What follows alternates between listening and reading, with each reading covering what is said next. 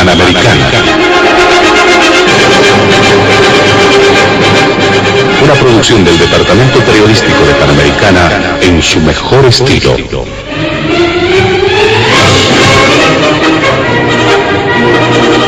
Entrevistas exclusivas sobre temas que crean expectativa general. Diálogo en Panamericana.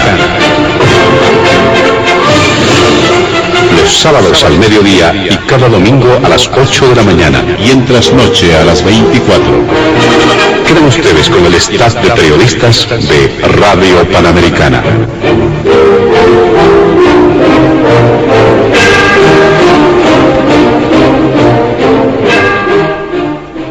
¿Qué tal, amigos de todo el país? Bienvenidos a Diálogo en Panamericana. Y en esta ocasión vamos a desarrollar el tratamiento de distintos temas que marcan agenda importante en el escenario de nuestro país. Hay varios aspectos que considerar, y en el primer punto hemos agendado un tema que de alguna forma ha concitado bastante atención, aunque se dice que por el momento no es el momento de hablar aún de un sistema federal en Bolivia, aunque las ideas son diversas. Unos apoyan esta idea, aunque otras personas dicen que todavía no es el momento de hablar de este tema, pero ya se ha colocado en el escenario este tema, hablar de federalismo en Bolivia. ¿Cuán pertinente es? ¿Qué ventajas, qué desventajas hay en un sistema de organización política distinto al que tiene nuestro país? Aunque en los papeles muchos dicen están las autonomías, pero en los hechos todavía no está consolidado este sistema. Bueno, este es el primer punto de diálogo en Panamericana.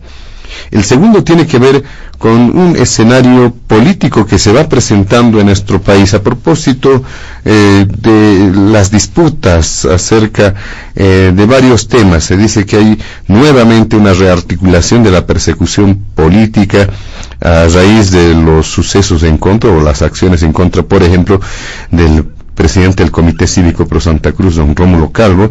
También en el escenario político está la consideración acerca de lo que ocurre con la marcha que ha partido desde Caracollo y que este lunes tiene previsto llegar junto al expresidente Evo Morales.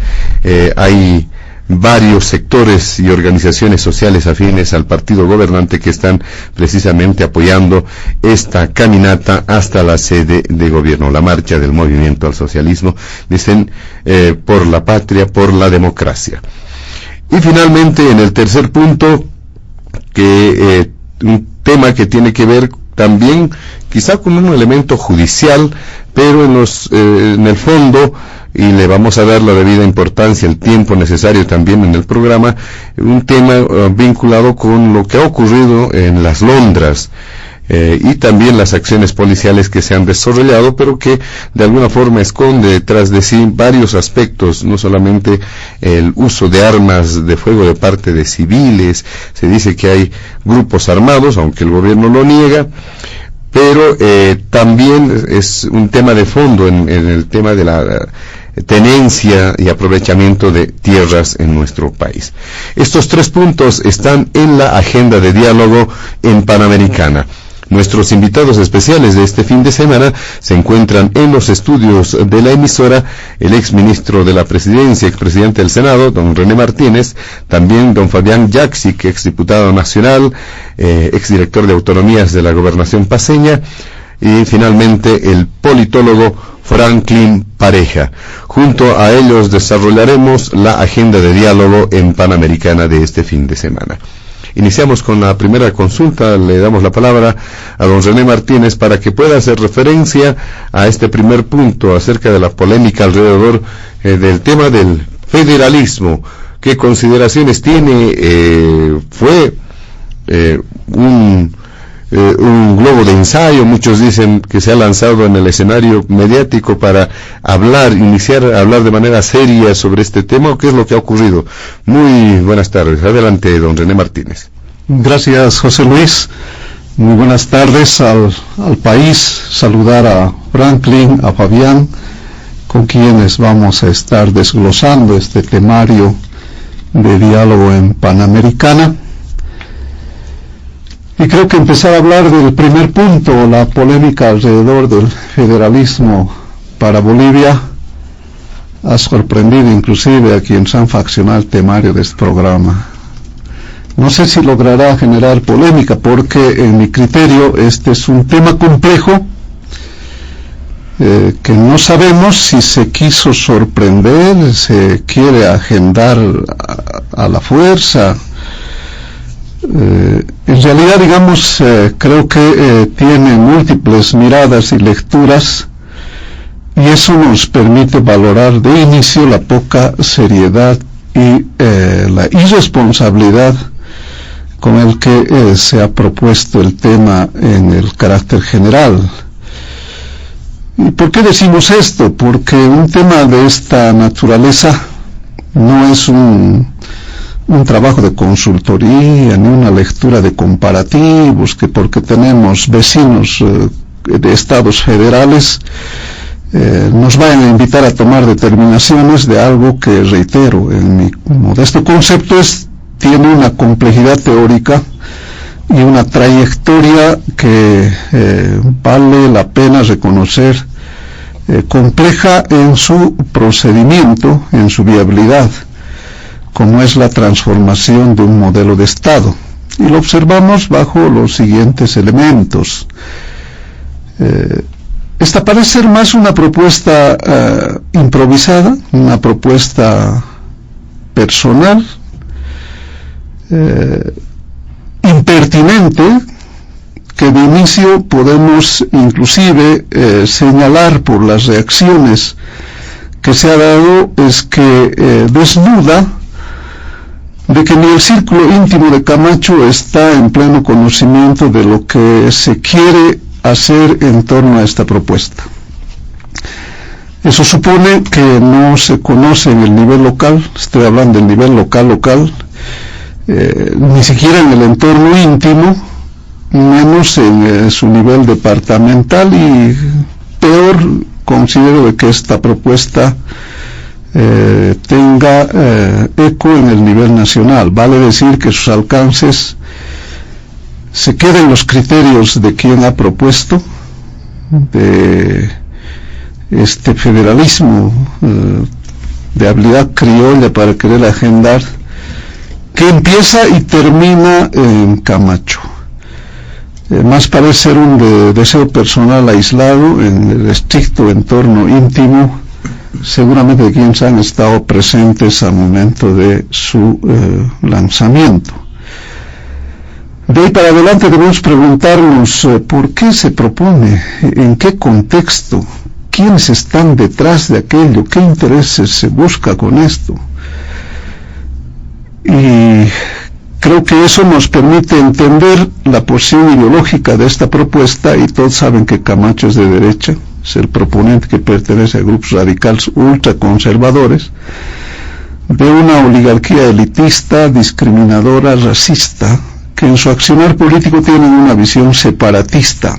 Así lo ha conocido el país, así se han marcado en los últimos tiempos de conflictividad política que hemos estado viviendo los bolivianos. Por eso es fácil colegir, como alguien decía ya, que seguramente, suponiendo, al margen de la seriedad, de la responsabilidad o no, que ese marco ideológico de esta propuesta se resume a ser un intento de federalismo oligárquico neoliberal, así decían los iniciales observadores de este tema.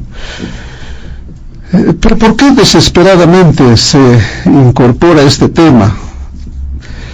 Yo creo que hay una respuesta que seguramente quienes nos acompañan también van a tener sus particularidades. Parece ser un acto desesperado del señor Camacho para intentar ser la única voz regional cruceña, para mostrarnos y hacernos creer que es el único factor de poder exclusivo, que seguramente en el imaginario popular estarán pensando que nos quieren hacer creer que Camacho es Santa Cruz y Santa Cruz es Camacho. en un estilo de intentar ser endiosado y que nadie pueda decirle no en la propia Santa Cruz.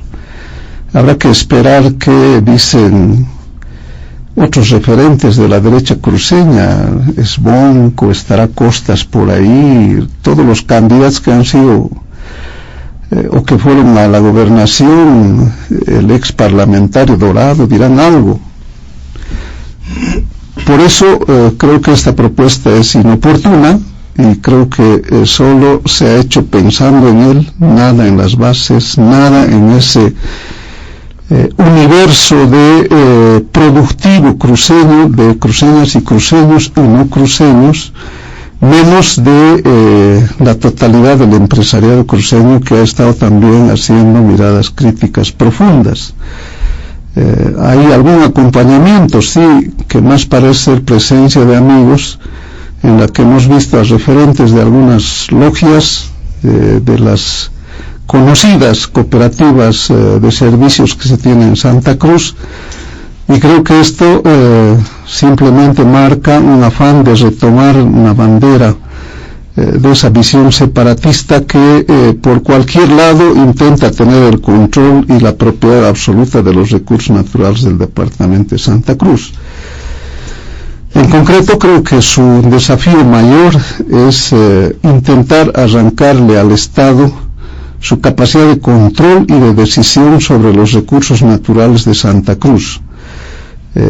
¿Por qué creen que Camacho en los últimos tiempos, a partir de que asumió la instancia de ser gobernador subnacional, intentó tomar el control, por ejemplo, sobre las tierras, intentando crear un consejo agrario departamental, usurpando atribuciones del INRA? De otro lado, también podemos recordar esa suerte de intención que Camacho quiso hacer de generar una representación regional ante el gobierno, intentando marcar en qué se puede hacer inversión pública en Santa Cruz y por dónde y dónde tiene que hacerse estas inversiones, cosa que no ha podido lograrse en el nivel local, departamental. Y bueno, para todos seguramente todavía está en la memoria ese cierto intento también de legitimarse como supuesto representante de los pueblos indígenas, con esa marcha indígena de inclusive dirigentes que ya no estaban vigentes en estos niveles de representación indígena que se movilizaron hacia el oriente en esta intención. Por eso creo que, te reitero, es impertinente la propuesta. No creo que vaya a provocarse mayores debates sobre el tema, sorprendiéndonos además esta osadía de proponer una intención de agendar un tema en la agenda política nacional, pretendiendo madrugar para mostrarse solamente al país como el titular del dominio del poder local cruceño, y creo que eso nos está marcando una probable reacción inclusive de crítica de esta propuesta que ha sorprendido al país, que no tiene eco ni siquiera en el entorno local, reitero. No cuentan las miradas y menos el conocimiento y peor el consenso del universo productivo de cruceños y no cruceños, de esos batallones de trabajadores, de fabriles, de campesinos, de los verdaderos sectores, reitero, productivos y organizaciones populares cruceñas. Y mucho más complejo es, por el que creo que esto huelga comentarios, la viabilidad procedimental, porque esta aventura del señor Camacho nos está intentando hacer discutir la modificación de la Constitución y la apertura de una nueva Asamblea Constituyente, que en teoría constitucional es por esa vía que es posible hacer algún debate sobre modificación del modelo de Estado vigente en el país. Por eso hay una variedad de criterios de rechazo sobre esta propuesta. en el nivel local, en el nivel departamental y en el nivel nacional. Yo creo que ni siquiera el aliado principal, el potosino Pumari, conoce de esta propuesta, excepto que hayan tenido confidencialidades en esa negociación de aduanas, de no sé qué otras relaciones directas tenían con este referente. Y aunque sorprendió también a un acelerado chapaco sin frenos, hay un dirigente cívico que creo que también dijo de que sí, esta propuesta puede ser un debate y culmino con este tema, intentándonos hacer creer ingenuamente de que los problemas que tienen los estados unitarios, los estados del centralismo que se caracteriza con la teoría constitucional de los estados, o los estados federados, son la panacea, son la solución de los problemas que se tienen en todos los estados en el mundo, ya sean unitarios o sean federalistas. Esto es un tema muy absurdo porque, reitero, ratifica que no estamos en el agotamiento del Estado plurinacional con autonomías que seguramente van a tener que discutirse a profundidad también las responsabilidades de las instancias subnacionales en el desarrollo de estas últimas. Muy bien, le agradecemos a don René Martínez. En este primer punto del programa le pasamos el micrófono a don Fabián Jaksic para que pueda dar cuenta también de este punto en el programa, el tema del federalismo para Bolivia, y más allá de lo mencionado por don René Martínez, sin duda existen otros elementos también para la consideración. Adelante. Bueno, muy buenas tardes. Primero a nuestro anfitrión, José Luis, un saludo a René, a Franklin. Bueno, yo quiero recordarle a René que quien empezó esto hace 2 semanas, casi como un abrupto extraño, fue don Evo Morales, que es el que propuso hacer inclusive un referéndum para tratar, debatamos, dice él. Entonces todo lo que ha expuesto René sirve también para este lanzamiento del tema. Habrá que preguntarse qué es lo que quiso hacer con esa revelación, que después, claro, parece que se arrepintió, y ahora ocurre que ese tema es separatismo. Entonces ahí hay poca seriedad en el expresidente Evo Morales para lanzar este tipo de cosas. Yo quisiera empezar por lo que realmente se propone, porque hay evidentemente cuando se lanzan cosas sin mucho sustento, sin mucha documentación, no es la mejor manera de tratar esto. El gobernador de Santa Cruz hizo una propuesta cuando era candidato a la gobernación y presentó un programa. Y eso es lo que vale, son documentos oficiales, públicos, que están en el órgano electoral y que todo el mundo los puede bajar. Que valdría la pena que lo haga el propio señor Camacho. Porque ¿cuál es el alcance de lo que propuso como candidato? Y ganó la elección en Santa Cruz con ese programa. Y creo que yo le recomendaría al señor Camacho que se aboque a lo que planteó él hace poco tiempo atrás, 6 meses será, cuando hubo las elecciones en marzo de este año. ¿Qué es lo que propuso ahí? Con una consigna de su campaña era recuperar la autonomía hacia el federalismo, que es muy distinto de lo que hoy día está planteando, por lo menos parecería ser distinto.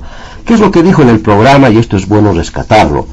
Lo que planteó el señor Camacho hace 6-7 meses en su programa es que la construcción de un régimen federal para el país es un proceso de largo aliento, dice, ¿no? Que debe comenzar con recuperar la autonomía, hacerla funcionar de verdad y sentar las bases de funcionamiento de un Estado compuesto que nos permita en un plazo de 10 años alcanzar el federalismo. Esto es lo que propuso en su programa. Y se planteó una ruta que es interesante rescatarla y que yo le recomendaría al señor Camacho que la cumpla esta ruta, que dice que él debería conformar una comisión de recuperación de la autonomía, que es lo que propone como plan, porque está ahí el programa, y eso es lo oficial, ¿no? Esta comisión creo que no la ha conformado todavía, que sería bueno que la haga. ¿Para qué? Esta comisión dice que debería reencauzar el proceso y profundizar las autonomías. Ese es el camino hacia el federalismo de aquí a 10 años, eso habrá que verlo después. Yo me anotaría para alimentar esta comisión de recuperación de la autonomía, que evidentemente yo creo que hay que hacer un esfuerzo. Han habido varias propuestas también en estos últimos 2 años, ¿no? Han habido 2 elecciones, una frustrada por el fraude del 2019, que algunos candidatos planteaban federalizar las autonomías, por ejemplo, ¿no? Que fue don Óscar Ortiz, que otro candidato que viene también de Santa Cruz, o la gente que frustró sus candidaturas, que te planteaban autonomías revitalizadas. Esa es más o menos la orientación de todo esto. Y claro, lanzar que ya nos pasemos a discutir el federalismo parece en contrarruta de lo que él mismo planteaba hace meses atrás. Y claro, es bueno que se lance una cosa de estas, nada más para reencauzar un debate que está haciendo falta en el país. 11 años ya de vigencia de la Ley Marco de Autonomías, 12 años ya de vigencia de la Constitución Política del Estado, que ha establecido un régimen autonómico complejo. Yo diría, en el país tenemos una extraña figura, porque claro, en el mundo hay nada más 2 tipos de estados, ¿no? Están los estados unitarios, que pueden ser centralizados, que pueden ser más o menos descentralizados, y están los estados compuestos, que le llaman, o estados complejos, que son los federales o confederados, que tienen una dinámica histórica interesante. Ya lo decía un artículo que salió hace 2-3 días, creo, de nuestro amigo Finot, que evidentemente te establecía que esto del federalismo nació en el siglo XIX. O sea, no es una cosa tampoco muy moderna, ¿no? Más bien es bastante antigüita su origen, tiene ya 200 años, ¿no? Ahí está el primer régimen federal exitoso, el de Estados Unidos, ¿no? Fue el siglo XIX y parte del siglo XX, el siglo de la conformación de regímenes federales. Y claro, han habido experiencias. Bolivia también fue parte de un debate intenso que hubo en el siglo XIX, desde mediados del siglo XIX hasta fines del siglo XIX, y se corta abruptamente este debate con la mal llamada Guerra Federal. Recordemos que ahí fue una cosa bien interesante lo que sucedió en Sucre, que es el hito histórico, yo creo que más importante, más allá de las revueltas que hubieron a favor del federalismo, como la de Andrés Ibáñez, también en esta misma época, la de una constituyente de 1871, donde se propusieron parlamentarios cochabambinos y orureños una propuesta federal para el país, que finalmente fue votada con poco margen, se perdió porque ya podíamos haber sido federales, pero eso fue en el siglo XIX. Y hago alusión a este de 1898 porque es interesante cómo la bancada paceña en el Congreso en Sucre hizo una propuesta federal, yo creo que una de las más interesantes, aunque no muy convencidos, porque ya sabemos en qué terminó esa guerra federal, que lo único que hizo fue cambiar del centralismo de Sucre al centralismo de La Paz. Son las experiencias históricas que es bueno recuperarlas. Y en esta propuesta, ¿qué es lo que decían estos parlamentarios paceños? Es ir a una convención para promulgar una constitución federal que delimite los estados de la Unión, que descentralice los fondos a cada estado y fijar el distrito federal que sea capital de la Unión. Y ahí terminó la discusión, en el siglo XIX. El siglo XX ha sido el siglo de las revoluciones, del nacionalismo más bien, ¿no? Y el siglo XX estamos empezando con las autonomías. Por tanto, yo considero que, y aprovechar, quizás sea una gran oportunidad que la hayan lanzado como la lanzaron, que de manera un poco responsable, tanto don Evo Morales como el señor Camacho, pero podría ser interesante aprovechar esta provocación para iniciar más bien un debate serio sobre la profundización de la autonomía.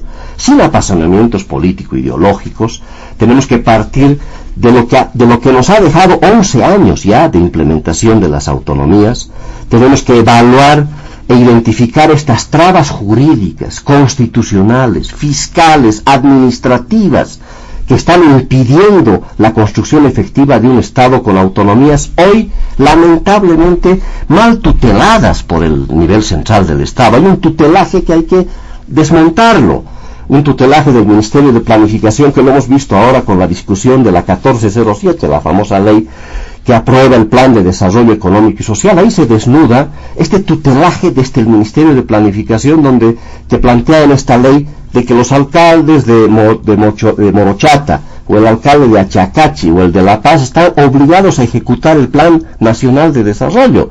Y eso es precisamente todo lo contrario hacia un Estado con autonomías. Entonces hay que trabajar la Ley 77, que lógicamente todo el espíritu centralista que tiene muchas disposiciones, y ni que se diga el Ministerio de Economía y Finanzas Públicas, que ha activado una serie de procedimientos que ha descentralizado el tema administrativo, que no está dejando ejercer plenamente las autonomías. Yo creo que ese es el camino, trabajar en mecanismos que nos permitan debatir en serio, evaluar en serio 11 años que nos ha dejado este proceso y cómo hacemos para que este proceso realmente encauce adecuadamente para el ejercicio pleno de las autonomías. Y un tema básico, fundamental, que vamos a tener que enfrentar el próximo año.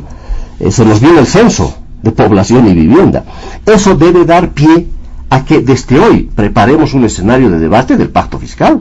Está claro que sin descentralización fiscal, estas autonomías que las hemos empezado hace 11 años, no tienen posibilidad material de ser sustentadas si no realmente no construimos lo que está faltando.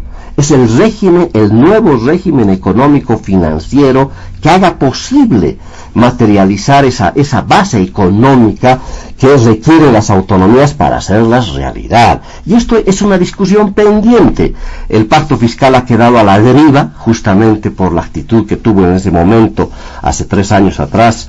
Me tocó debatir el pacto fiscal, justamente liderizado por don Luis Arce Catacora como ministro de Economía y Finanzas Públicas. Fue el primero en ponerle trabas a la posibilidad de discutir en serio, porque claro, las autonomías lo que requieren hoy día es un nuevo pacto, un pacto fiscal, un pacto competencial que nos permita realmente avanzar en este proceso que yo diría que tiene freno de mano hoy día, las autonomías. Ese es el camino, y claro, el señor Camacho haría muy bien en cumplir lo que él ha establecido como propuesta justamente de reencauzar este proceso, que debería ser lo más adecuado. Él tiene 4 años y más de gestión para marchar en esta ruta de profundizar las autonomías, de revitalizarlas, de hacer un accionar de gestión distinta. Yo espero que el señor Camacho también nos muestre el camino de cómo la propia gobernación puede ser una gran protagonista con innovación desde su propia gestión. Él se ha dado, es interesante leer el programa que tiene el señor Camacho, en lo que él entiende autonomías al interior del departamento de Santa Cruz. Es interesante, ojalá realmente materialice todo lo que está planteando, pero creo que el camino es este. La discusión del federalismo podría llevarnos más bien a discutir en serio la profundización de las autonomías en el país. Muy bien, le damos la palabra ahora a don Franklin Pareja. ¿Qué mencionar frente a este primer punto que ha generado una serie de criterios en los últimos días en el escenario nacional? Adelante, don Franklin Pareja. Gracias, José Luis. Un saludo muy cordial y agradecimiento a Panamericana por permitirnos siempre un micrófono. Un saludo muy cordial a René Martínez, al que lo veo de mucho tiempo, igual a Fabián. Y bueno, sobre el tema quisiera abordar haciendo algunas puntualizaciones a manera de contexto. Bolivia, como ya lo ha mencionado, desde el año 2009, la aprobación de la nueva Constitución, es un país unitario compuesto, pero con autonomías. Las autonomías nunca han sido del beneplácito, ni mucho menos iniciativa, de una fuerza que nació con una impronta revolucionaria y que posteriormente hegemonizó en su primer periodo parte del segundo periodo. En la lógica de la hegemonía es básicamente la coincidencia de objetivos del establishment con el pueblo. Cuando desde el Oriente empezaron a manejar esto de las autonomías, es indudable que había una corriente de sectores poderosos que ya avisoraban el advenimiento de un cambio estructural de la política boliviana. Y este cambio venía obviamente con transformaciones que amenazaban y ponían en riesgo sus intereses. Para descongestionar o para dar viabilidad y para precautelar esos intereses, se empieza a manejar el término, o por lo menos la impronta ideológica, de la autonomía. ¿En qué sentido? Se venía el movimiento al socialismo con fuerza. El señor Evo Morales, antes de ser presidente, ya tenía una bancada poderosa. Yo creo que hasta superó sus propias expectativas, porque ni candidatos a senadores tenía en muchos casos. Pensaron que no iban a tener, y fue una cuestión muy sui generis.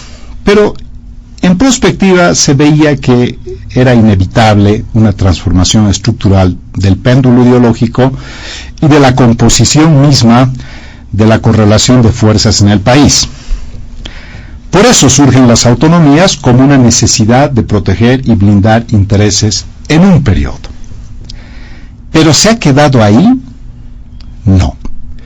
Posteriormente, como todo, y esto hay que revisar la historia, todo proceso de transformación siempre ha sido generado por élites. Élites económicas, élites políticas, élites intelectuales. Actualmente también hay élites. Las élites han sustituido. Así que no es malo que las élites generen transformaciones.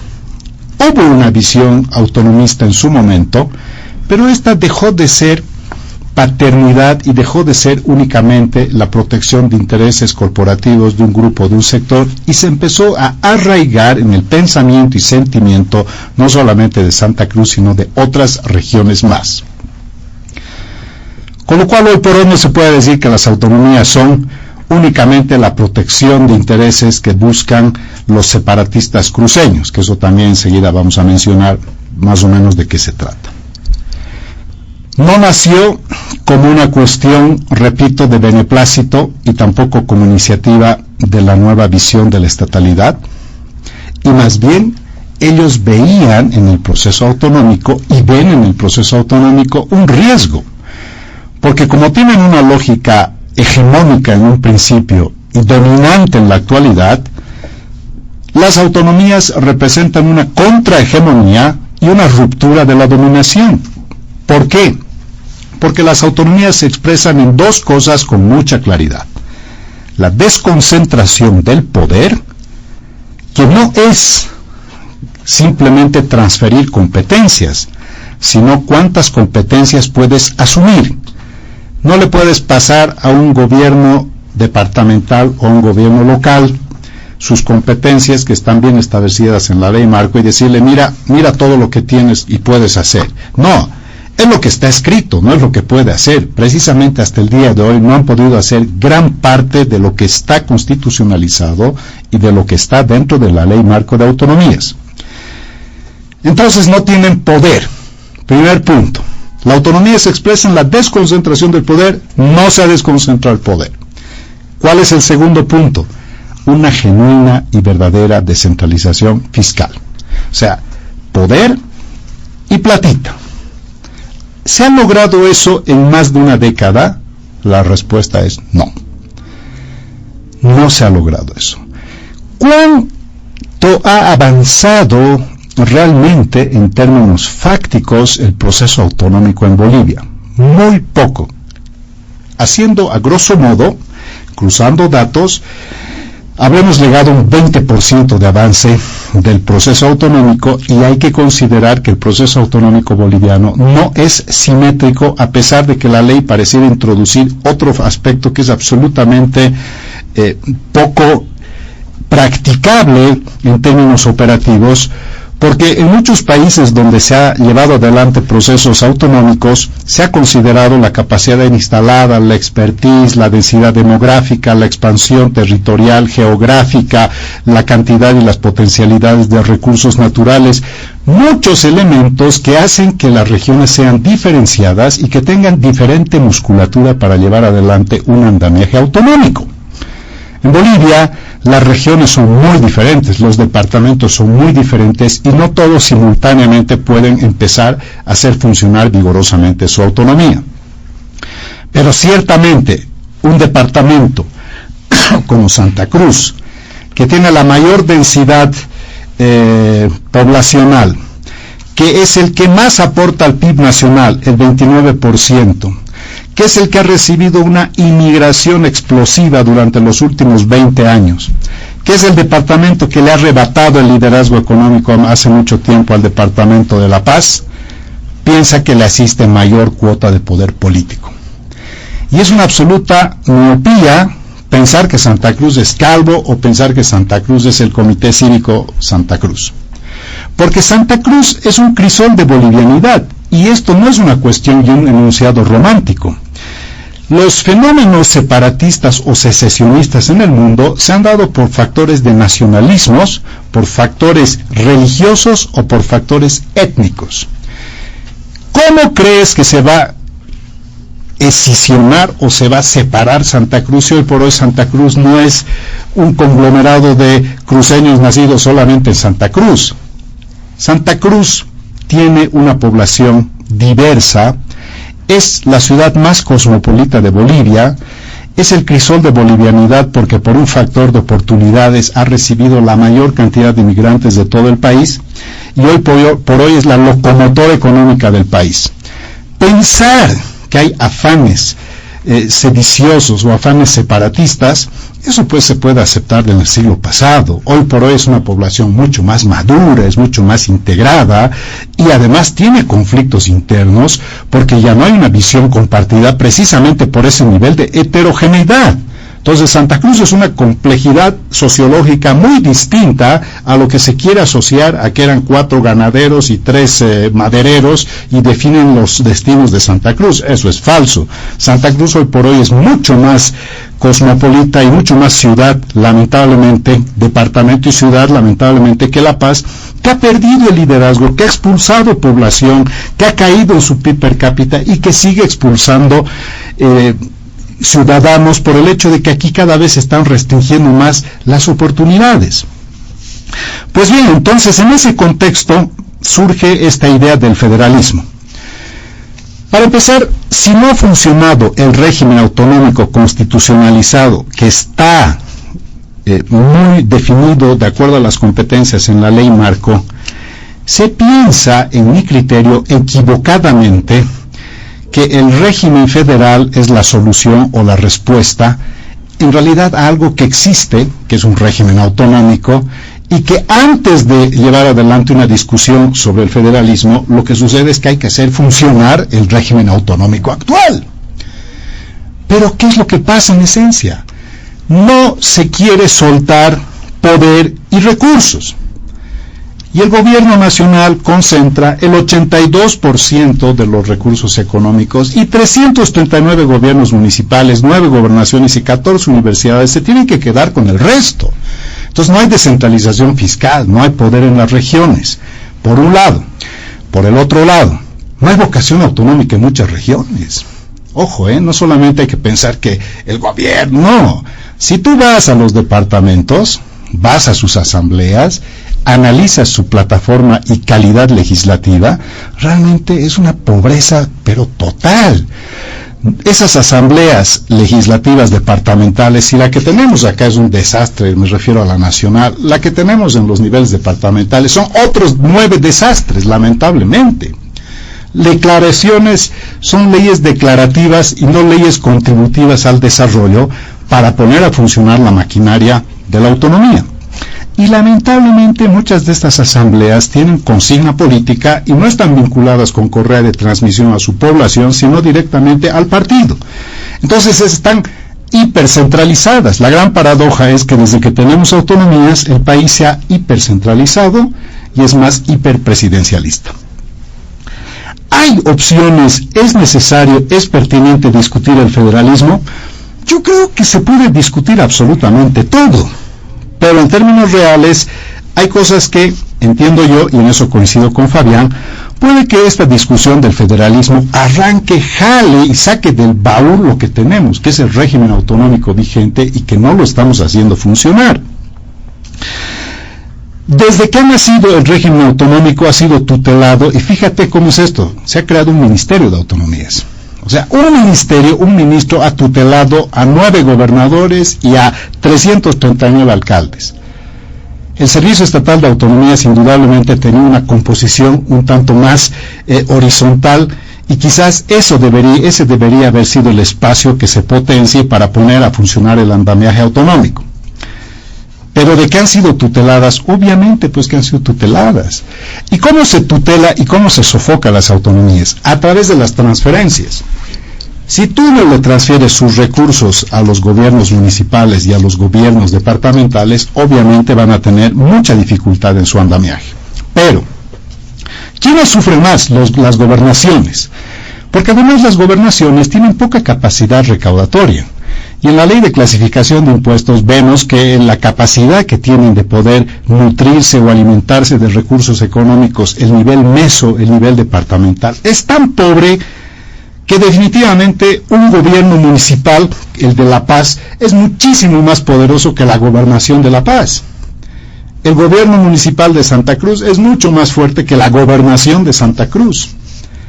Por eso, este reclamo fundamentalmente viene de las gobernaciones que no pueden hacer funcionar hasta el día de hoy.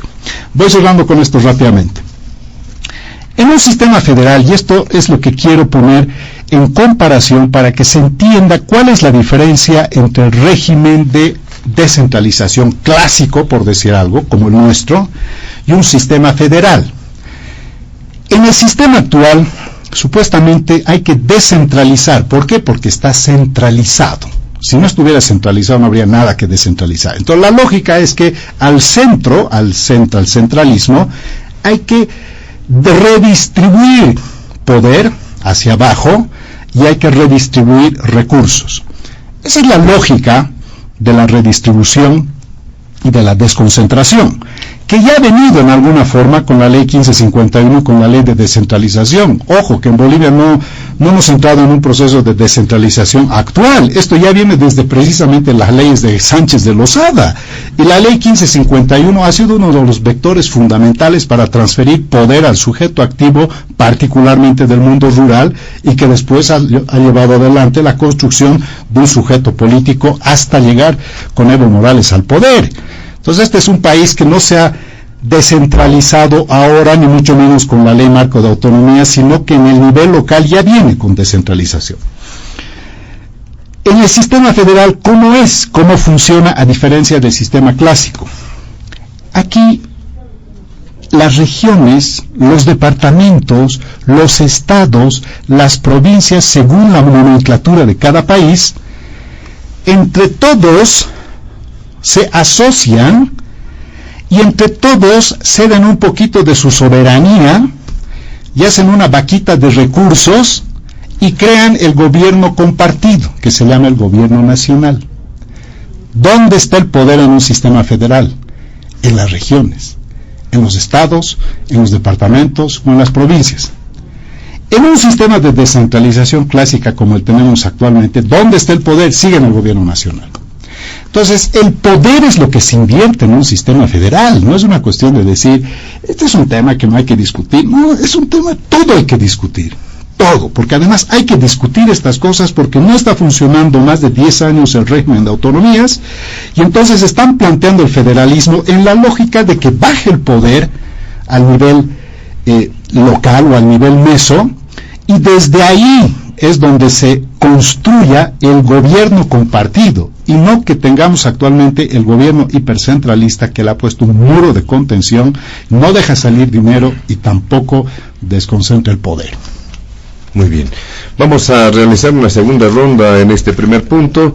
Seguramente existen varias puntualizaciones en torno a lo que se ha mencionado hasta el momento, pero quizá incorporar otra reflexión, siendo el federalismo un sistema de organización política fundamentalmente, de competencias, de asignación de roles, cualitativamente puede cambiar, puede modificar el desarrollo, las perspectivas de desarrollo de una sociedad, siendo que desde el punto de vista incluso de los clásicos del marxismo es la estructura económica. Ahí está la base fundamental para ver la perspectiva de desarrollo. ¿Qué dice frente a eso don René Martínez? Los esfuerzos teóricos son saludables. Y cuando a Franklin se refiere, no sé si habrá entendido la lectura nuestra, yo no creo que el oficialismo esté escapando de discutir nada. Es más, Fabián nos decía que era una opinión la que se había antepuesto a una conferencia de prensa seria. Pero yo quiero reiterar en aquello que es llamativo. Lo llamativo de esta propuesta es una reacción de posicionamiento político. y obedece a una realidad, nos guste o no nos guste. El señor Camacho tiene una realidad política departamental, y lanzar esto, pese a tener una derrota electoral territorial, porque si ustedes hacen revisión de los resultados, la mayoría de los gobiernos municipales la tiene el oficialismo. Por eso hay que entender que esta inoportuna prácticamente habilidad criolla de querer sorprender para estar en vitrina mediática y para definir algo que es desesperación del señor Camacho es un intento fallido.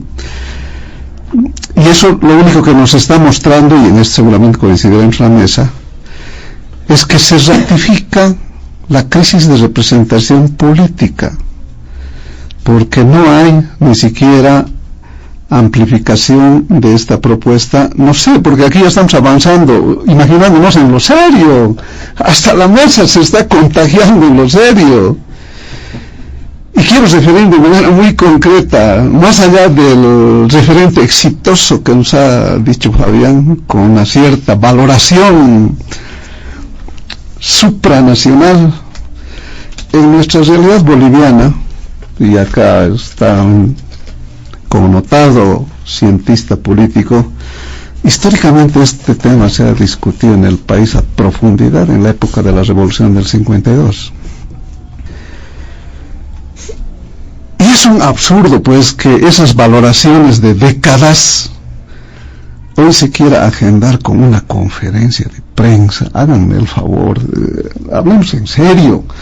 Lo serio es que le invitemos a revisar su propuesta programática departamental. Eso es lo que queda de manera oficial.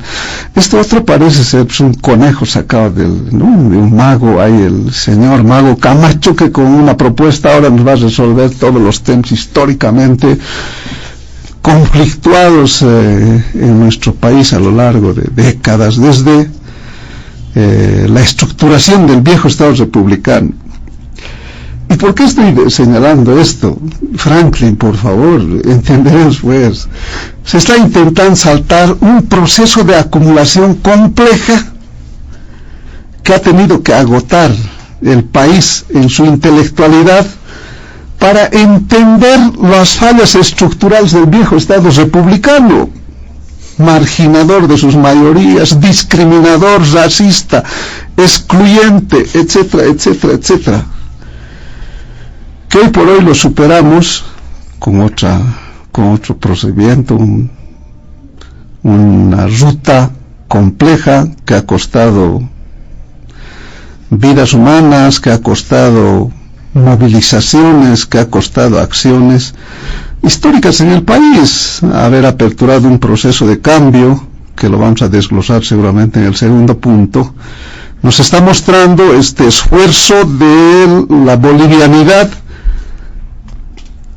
la superación de ese viejo Estado republicano con el actual Estado plurinacional, que está en el ámbito precisamente de lo que ratifica Franklin, en el ámbito de países unitarios complejos con autonomías. Pero si en un momento trasladaríamos por lo menos esta mirada superficialidad no profunda todavía de lo que son estados federales a la cabeza del señor Camacho, no sé si los esfuerzos de Franklin estará reflejada en la propuesta del señor Camacho. Lo que sí sé es que en la teoría de estos modelos de Estado, en el carácter federal es conferir poder, es conferencia de poder.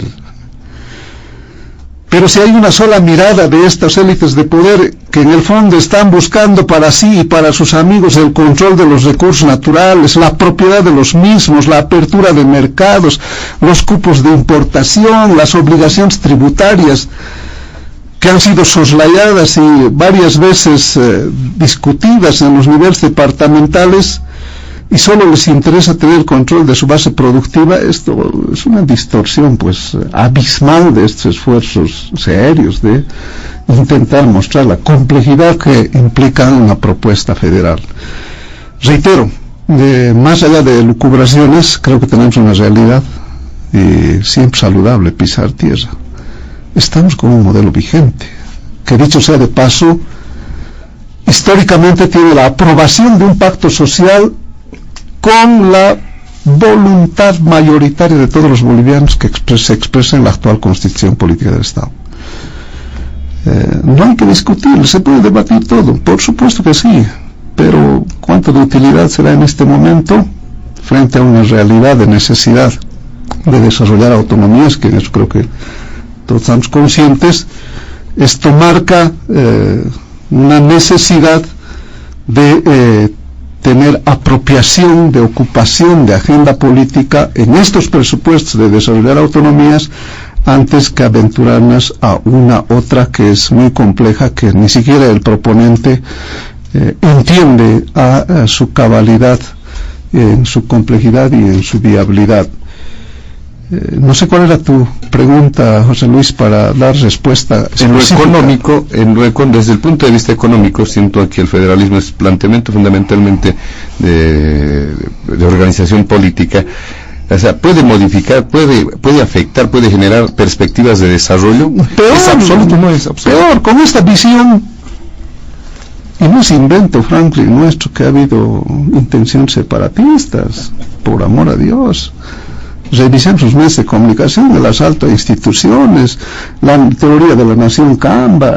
Tus propios colegas en Santa Cruz deben estar ahí diciendo ¿qué es esto? ¿no? Peor en ese ámbito, José Luis, porque dejar en manos desarrollar políticas de Estado en el ámbito económico es no mirar una realidad última, reciente, que guste o no guste a la mesa, más allá de las diferencias ideológicas. Siendo Estado plurinacional, hemos sido los primeros en el crecimiento económico en los 14 años, a la cabeza del presidente Hugo Alzheimer, siendo un Estado unitario. ¿Y por qué no habrán sido los estados federativos vecinos nuestros? Por eso te decía, no es tan simple el que se intente mezclar buenas intenciones, porque en el ámbito popular siempre nos han enseñado que el camino al infierno está empedradito de buenas intenciones. Por lo tanto, hay que saber qué se quiere jugar con esto, responsablemente o irresponsablemente. Reitero, yo me quedo con que tenemos una realidad que ha superado este debate, que en otros tiempos ha costado simplemente la traslación de la sede de gobierno con realidades dolorosas, inclusive de pugnas internas departamentales, pero que están muy distantes de estos esfuerzos teóricos en los que Franklin nos hacía referencia. Muy bien, le damos la palabra ahora a don Fabián Jaksic para que pueda realizar algunas puntualizaciones también sobre lo que ya se ha mencionado. Sí, lo importante es que pensar el federalismo nos debe llevar a profundizar las autonomías. Esa debería ser la energía que deberíamos volcar, especialmente el próximo año, cuando conozcamos el nuevo censo de población y vivienda. Ese censo nos va a dar pautas de qué es lo que realmente pasó en el país en términos de crecimiento, de desarrollo, y en función de eso generar un proceso de discusión seria de pactos, porque el parir las autonomías no ha sido fácil. No es que ha habido un pacto el 2009. Recordemos que la Constitución fue resultado del fracaso de la Asamblea Constituyente, y fracaso por unos y otros actores, ¿no? Todos ahí dinamitaron la Asamblea Constituyente, de la cual no salió ningún proyecto de Constitución pactado. Se tuvo que recurrir a un Congreso Constituyente. Se forzó la discusión. Yo estaba ahí en el medio de la batalla esa, y claro, hemos tenido un híbrido. Salió una cosa extrañísima ahí, ¿no?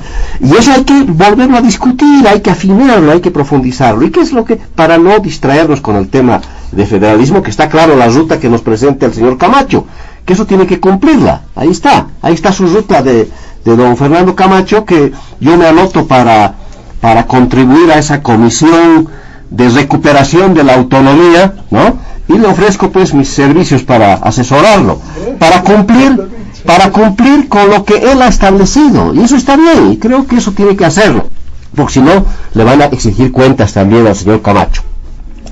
¿Qué es lo que falta? Y eso hay que precisar para empezar a discutir las autonomías. Primero, por ejemplo, régimen electoral departamental y municipal ausente. Es una competencia compartida ¿Qué es lo que deberían resolver ahora los gobernadores, por ejemplo, en Oruro, en Chuquisaca, en La Paz, en Cochabamba, en los 5 departamentos de Occidente, donde se ha generado una desproporcional asignación de escaños en las asambleas legislativas departamentales, que es un escándalo, ¿no? Se ha distorsionado inclusive la voluntad popular en las urnas para elegir a asambleístas departamentales. Eso hay que corregir. Les pongo un ejemplo nada más para que se me entienda por dónde va la cosa. En las elecciones de marzo de este año se eligieron asambleas departamentales. En el caso de La Paz, el MAS obtuvo en el departamento casi el 40% de los votos y tiene el 63% del control de la asamblea. Eso es absolutamente irracional. Eso va en contra de las autonomías. Por tanto, hay que trabajar. El régimen electoral debería ser un tema que lo empecemos a discutir seriamente. Estas asimetrías verticales entre el nivel central y las entidades autónomas, asimetrías horizontales entre gobernaciones y municipios, tienen que corregirse en términos de recursos, dominios tributarios marginales, que ya lo dijo Franklin, e inviables en las gobernaciones, dependencia absoluta de transferencias de recursos del nivel central del Estado para la mayoría de los municipios. La mayoría de los municipios viven del nivel central del Estado. Las gobernaciones viven del nivel central del Estado, de las transferencias. Hay que corregir esas distorsiones. Por supuesto, les decía, la ausencia de un nuevo régimen económico financiero que haga posible y viable y real la implementación de las autonomías. Y definitivamente hay que desarmar el tutelaje que está hoy vigente. El régimen competencial. Los legisladores nacionales siguen creyendo que están en un viejo Estado centralista y que no se acabó con el monopolio de la legislación nacional. Legisladores nacionales que en los últimos 10 años, pese a que la nueva Constitución está vigente, han aprobado leyes que han transformado competencias compartidas y concurrentes, las han vuelto exclusivas del nivel central del Estado. Hay que corregir eso, que es perfectamente posible hacerlo. Tengo varias leyes ahí en la carpeta que tienen que modificarse, que tienen que corregirse, porque de lo contrario las autonomías no van a poder avanzar. Hay competencias adicionales que siguen asumiendo las gobernaciones. Les pongo un ejemplo. Cuando eran prefecturas, cuando dependían del gobierno nacional, les decían, tienes que pagar el prediario famoso, tienes que pagar además servicios de luz a las penitenciarías. ¿Qué tienen que hacer las gobernaciones con el régimen penitenciario nacional? Y siguen hoy día, les siguen descontando, les siguen confiscando recursos a las gobernaciones para pagar el prediario, para pagar servicios de luz. Esas cosas tienen que corregirse. Ya basta pues de seguir asumiendo cosas del viejo centralismo. Y ahí también hay un descuido también de los gobernadores, de los alcaldes, que también andan medio distraídos porque no están poniéndose el chip de las autonomías para generar un mecanismo de nuevo pacto con el nivel central del Estado. Y por supuesto, todos los niveles de coordinación entre el nivel central del Estado y las autonomías no funcionan. Porque si eso no funciona, no hay voluntad para que funcionen las autonomías. Consejo Nacional de Autonomías se lo convoca cuando le da la gana al presidente. Cuando la ley te establece que por lo menos deberían sesionar 2 veces al año. ¿Te imaginas cuántas reuniones habrán habido en todo este tiempo? En 10 años han habido 3, 4 seguramente. Esa es la instancia que hemos establecido en la Constitución y en la Ley Marco de Autonomías para generar pactos entre el nivel central del Estado y las entidades autónomas. Pero si no funcionan esas instancias, entonces obviamente que están paralizadas pues las autonomías.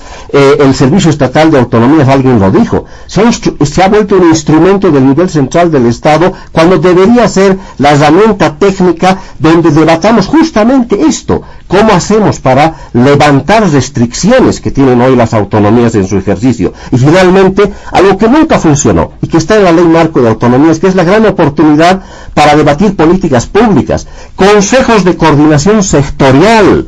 Están obligados las cabezas de los ministerios a convocar a los alcaldes y a los gobernadores para discutir políticas públicas, salud, educación, medio ambiente. Jamás se han convocado. Los ministros de Estado, los del gobierno central, creen que están en un régimen centralista antiguo, viejo, que no tienen que compartir con los gobiernos municipales y con las gobernaciones políticas públicas y hacer de esas políticas públicas realmente unas políticas de Estado, donde se coordinen efectivamente con las entidades autónomas. No hay voluntad desde el nivel central del Estado, y hay poca vocación autonómica, yo diría, de las autoridades subnacionales para encarar en serio un debate que profundice las autonomías. Ese es el camino que ojalá lo llevemos adelante con miras al próximo censo de población y vivienda.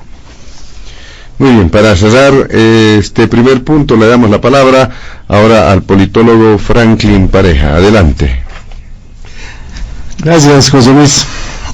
Bueno, quiero decirle a René que para mí no ha supuesto ningún esfuerzo intelectual ni nada el enunciado anterior. Han sido cosas yo creo que de sentido común, porque cuando hablo en Panamericana quiero que me entienda la mayor cantidad de personas. No he sostenido, ni lo sostengo, ni suscribo esta lógica de Camacho. Creo entender sus razones, porque es un oportunismo que, ojo, en democracia el sentido de oportunidad político es absolutamente legítimo, es decir, es la política, ¿no? En un Estado democrático, pues el que quiere rentabilizar alguna situación políticamente tiene que hacerlo, pues si no ya no habría absolutamente nada que discutir. Pienso que lo que tenemos en la actualidad, fíjate, tenemos autonomías constitucionalizadas, René. Eso no ha sido parte del proceso de cambio, ni de la revolución. Evo en su vida ha soñado, más bien negaba el proceso autonómico. Pero las autonomías hoy por hoy están constitucionalizadas. Que no estén funcionando, es lo que, por eso mismo estamos hablando de federalismo, y coincido, el federalismo nos tiene que permitir arrastrar y sacar del baúl lo que tenemos en la actualidad y que además está en la Constitución. ¿Qué se lograría si funcionan las autonomías realmente? No el federalismo, las autonomías. Fíjate, para empezar, la desconcentración del poder, la descentralización fiscal, que ya sabemos que no se ha producido, hubiera sido altamente efectiva, y voy a poner un ejemplo simple: el COVID. Cuando hemos entrado en el proceso de la pandemia, y además se dictaminó la cuarentena rígida, se transfirió a los departamentos, a los sedes, la ejecución de las medidas para procurar mitigar, contener y obviamente también atender a todos los que se han ido contagiando paulatinamente.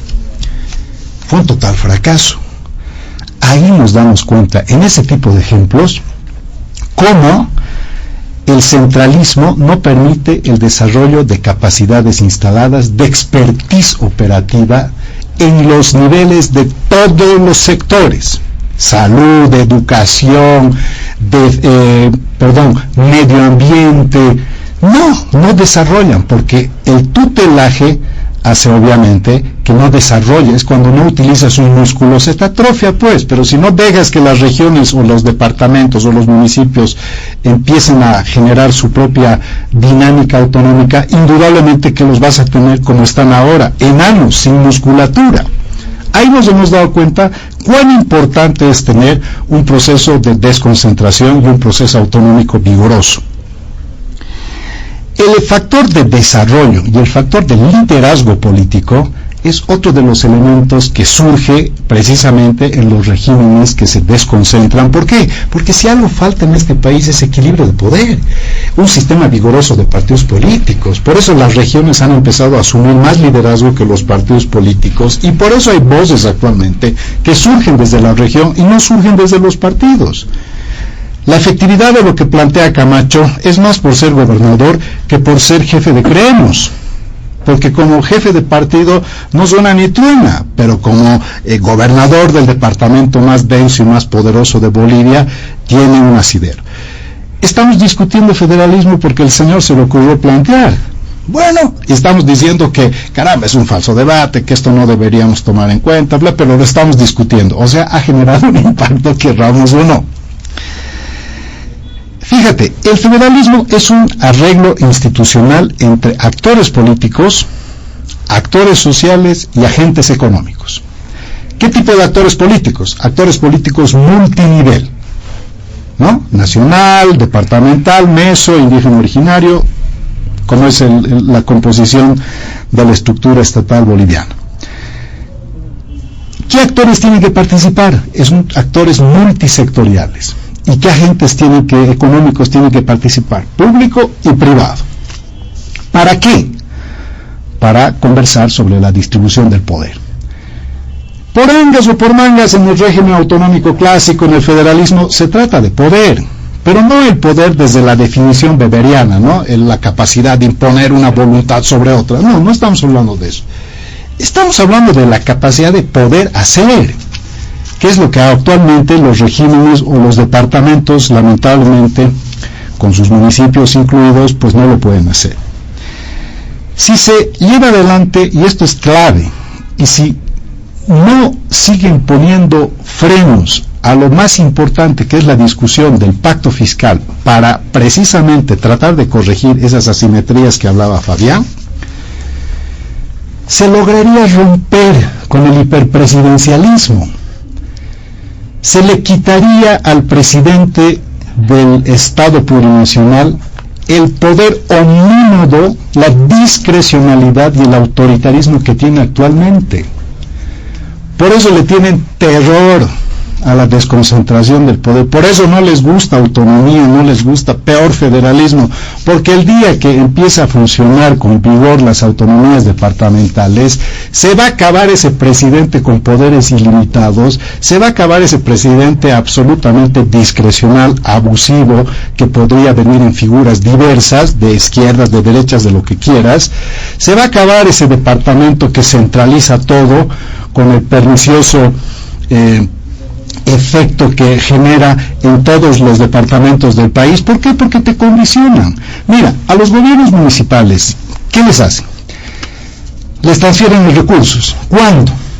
Cuando se portan bien. Cuando no se portan bien, no les transfieren. ¿Y sabes qué hacen? Les transfieren cuando ya es octubre, cuando ya está terminando el año. Les transfieren el dinero y después les dicen son ineficientes porque les hemos transferido el dinero y no han ejecutado. Claro, si te transfieren de septiembre a octubre, obviamente no tienes capacidad de ejecución. Entonces hay una forma de condicionar las transferencias. Una cosa es que te diga, mira, trimestralmente vamos a ir haciéndote las transferencias, haz tu programación para que nosotros par y paso te vayamos desembolsando, también en función de tu rendimiento. Pero si estás generando un cuello de botella y además no se porta bien, no transfieren los recursos, que no son del centralismo, son recursos de todos los departamentos, y los transfieres en un momento donde ya has colapsado prácticamente todo este sistema de empresas que hacen obras, bienes, servicios, en fin, no estás permitiendo que los gobiernos municipales sean eficientes. Y otro gran problema y otro gran lastre en el país en cuestiones de inversión pública es que la mayor parte de las entidades territoriales autónomas miran como si fuera un éxito su ejecución presupuestaria. Te dicen, yo he ejecutado el 80%, yo he ejecutado el 90%. Sí, se dedican a ejecutar, pero ¿cuál es la calidad de esa ejecución? Cuando la inversión pública no es de calidad, dejó de ser inversión pública y se convierte en un gasto y se convierte en un retroceso para el país. Entonces, si tú tutelas la parte más fundamental, que es la descentralización fiscal, y no les das poder para poder ejercer plenamente sus competencias, por supuesto pues que hay un clamor popular, hay un clamor que se está empezando a irradiar en más lugares que solamente en Santa Cruz. Ya los departamentos están empezando a abrir los ojos, y también quiero decirte, querido René, tú dices, la mayor parte de los gobiernos municipales en Santa Cruz son del movimiento socialismo, no de Santa Cruz, en todo el país, la mayor parte son, creo que tiene más de 200, ya tenía 225, que era el 66% de los 339, ahora tiene más, creo que tiene 270. Sin embargo, en las capitales de departamento donde no ha ganado el MAS, se concentra el 68% de la población boliviana. O sea, en municipios, sí, pero en cantidad de población, la mayor parte del país no es, en este caso del nivel municipal, no está adscrita al movimiento socialismo, porque hay otra lógica en las elecciones subnacionales. Pero la ingeniería electoral en el nivel subnacional es aberrante, porque precisamente, si te das cuenta, hay 6 gobernadores que no son del movimiento al socialismo, y los 6 tienen asambleas totalmente en contra de su correlación de fuerzas. ¿Cómo se explica eso? ¿Por qué tenemos un diseño que nunca nos va a permitir avanzar como país? Rompe el principio democrático, rompe el principio de legitimidad y sobre todo rompe el principio de eficiencia y transparencia. Entonces tienes ahí prácticamente gobernadores secuestrados.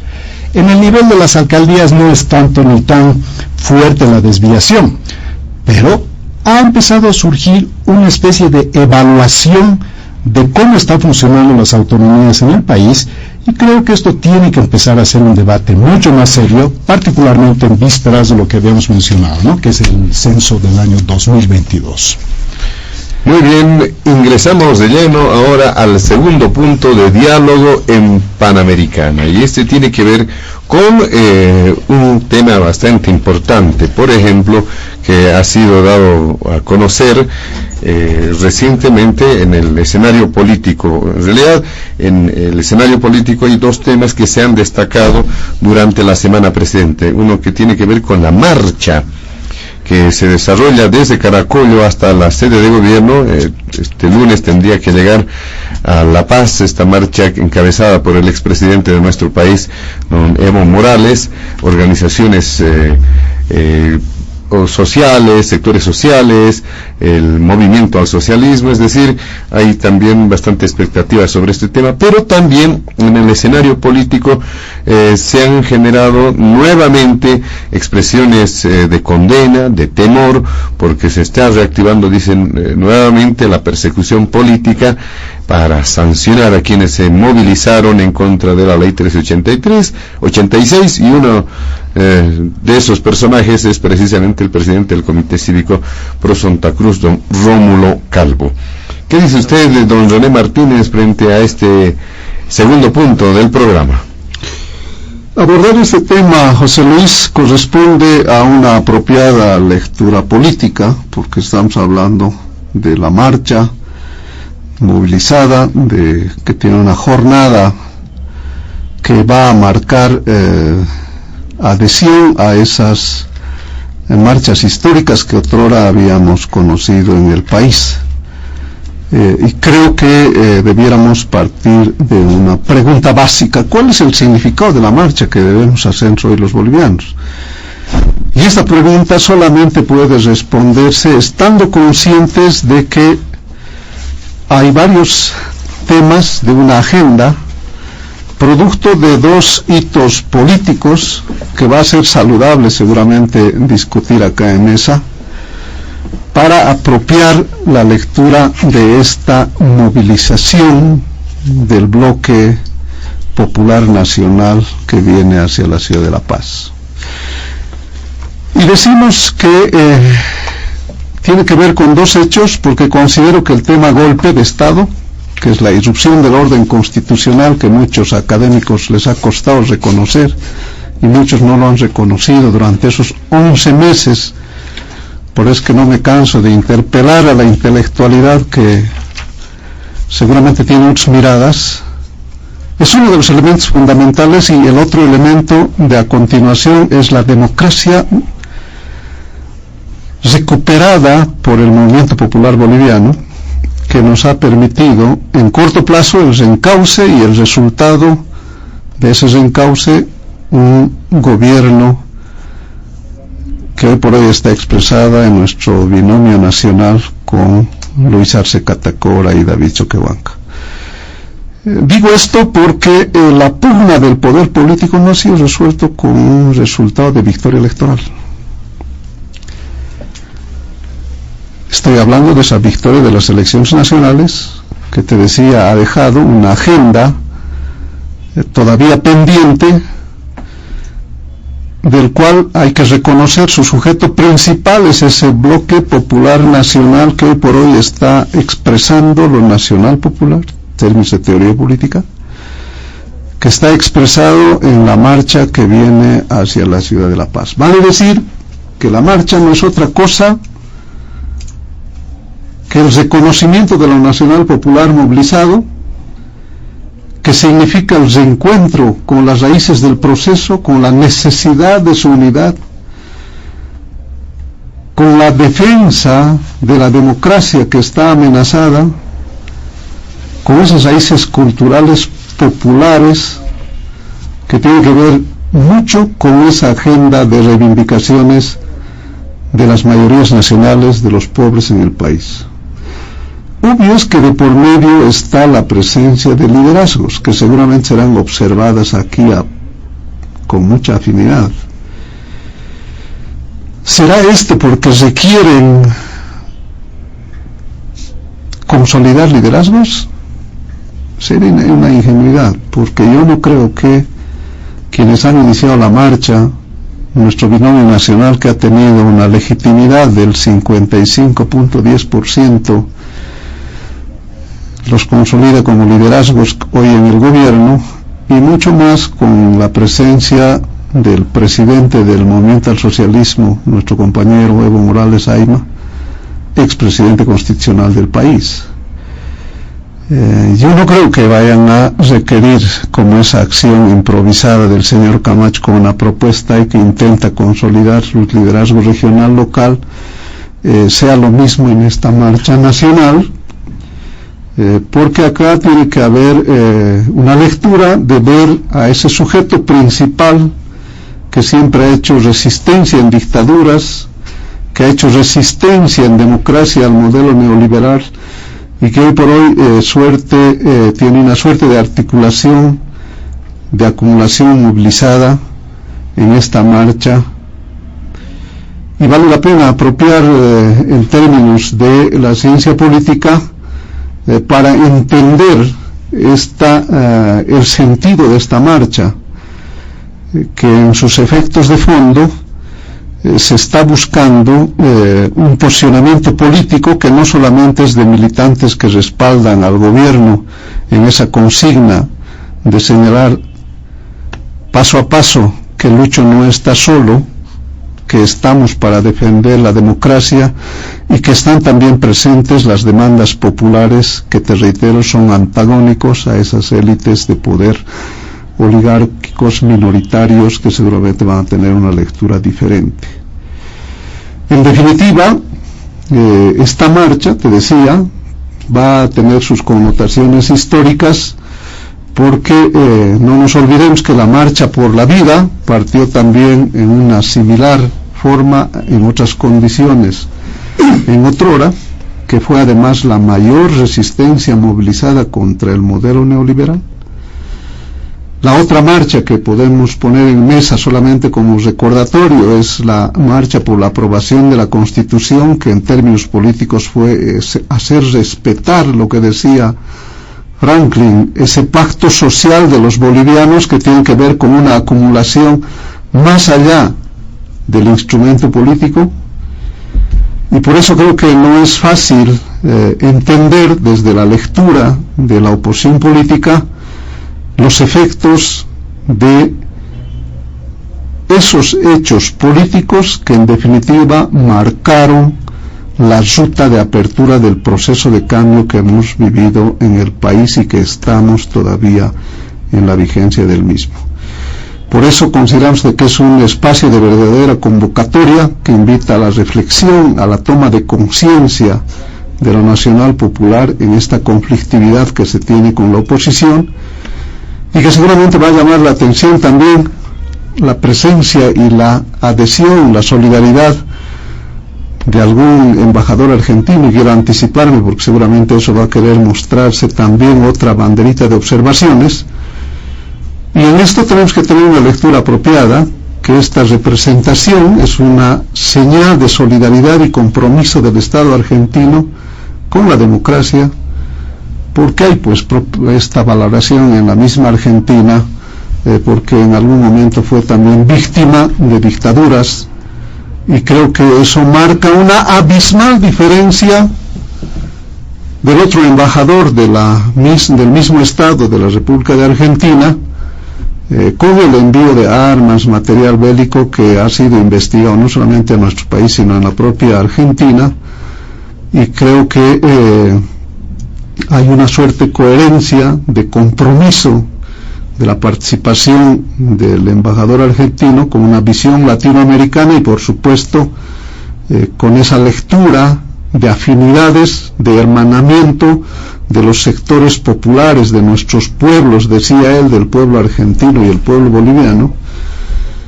Y la diferencia que seguramente compartirás conmigo, José Luis, es que es de manera abierta y es de manera pública, no como la grosería del embajador argentino del 2019, participando como actor principal, fundamental en reuniones secretas, y porque estoy seguro, y quiero anticiparme porque seguramente se va a hablar de injerencia, y me hubiese gustado conocer la opinión también de ese embajador, de quien hoy están en diálogo en Panamericana, porque esa era una descarada, abierta injerencia discutiendo a quién iba a ser el futuro gobierno de facto de los bolivianos. No hay punto de comparación con estos hechos, y por eso es que creo que vale la pena reconocer de que esta marcha tiene una dimensión política más allá del acompañamiento de liderazgos vigentes en el país, más allá de una articulación movilizada frente a estas acciones conspirativas que lamentablemente la derecha permanentemente ha estado en su legítimo derecho, como dice Franklin, pero esta es una señal y una muestra de ese bloque social popular nacional que le está diciendo a los estamentos oligárquicos de que no le va a ser fácil a que estos actos conspirativos se consumen, y que por lo menos va a haber una visión mucho más integradora, mucho más reflexiva, mucho más madura.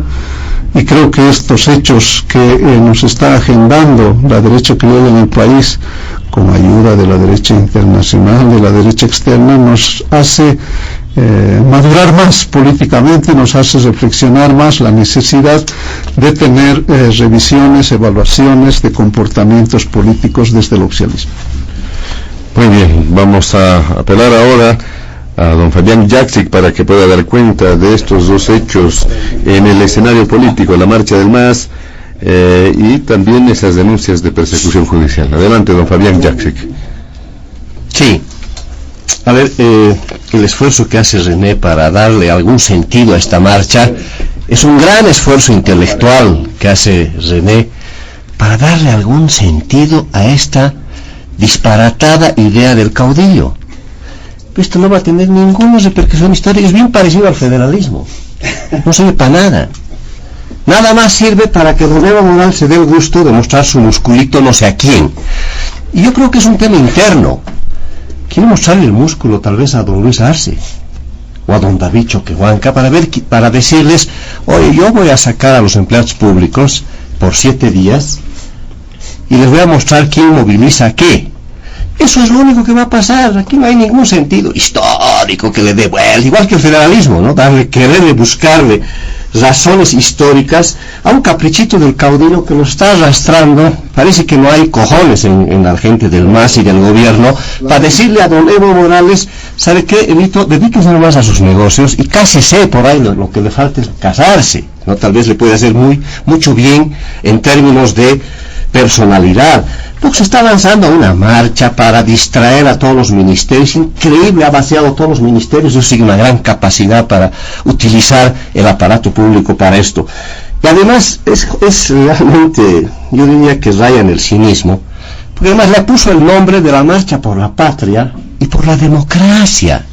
Don Evo Morales, patria, es el que más daño le ha hecho a la patria en la Haya, ¿no? Hemos perdido por segunda vez el Pacífico. Patria, democracia, democracia, el 21F es el que menos ha respetado la democracia, el fraude del 2019, por Dios, y ahora nos dice que está una marcha por la patria y por la democracia. No, pues, don Evo, realmente está un poquito extraviado. Y claro, cuando dice René, y vamos a tocar, claro, la injerencia, por supuesto, señal de solidaridad, es una injerencia grosera del embajador Ariel Basteiro y del embajador de Nicaragua, que me da vergüenza ajena que el embajador de Nicaragua se sume a esta marcha por la paz y por la democracia. ¿Te imaginas? Semejantes dictadorzuelos en Nicaragua que todavía nos están haciendo creer el cuento de que son de izquierda, son revolucionarios, y se suma el embajador de Nicaragua con el mayor cinismo, don Elías Chévez, y lo tolera el señor Evo Morales. ¿Qué tiene que hacer el canciller? Porque si no lo hace, está incumpliendo sus deberes. Tiene que determinar y declararles persona no grata a estos dos caballeros que hacen lo que les da la gana en este país.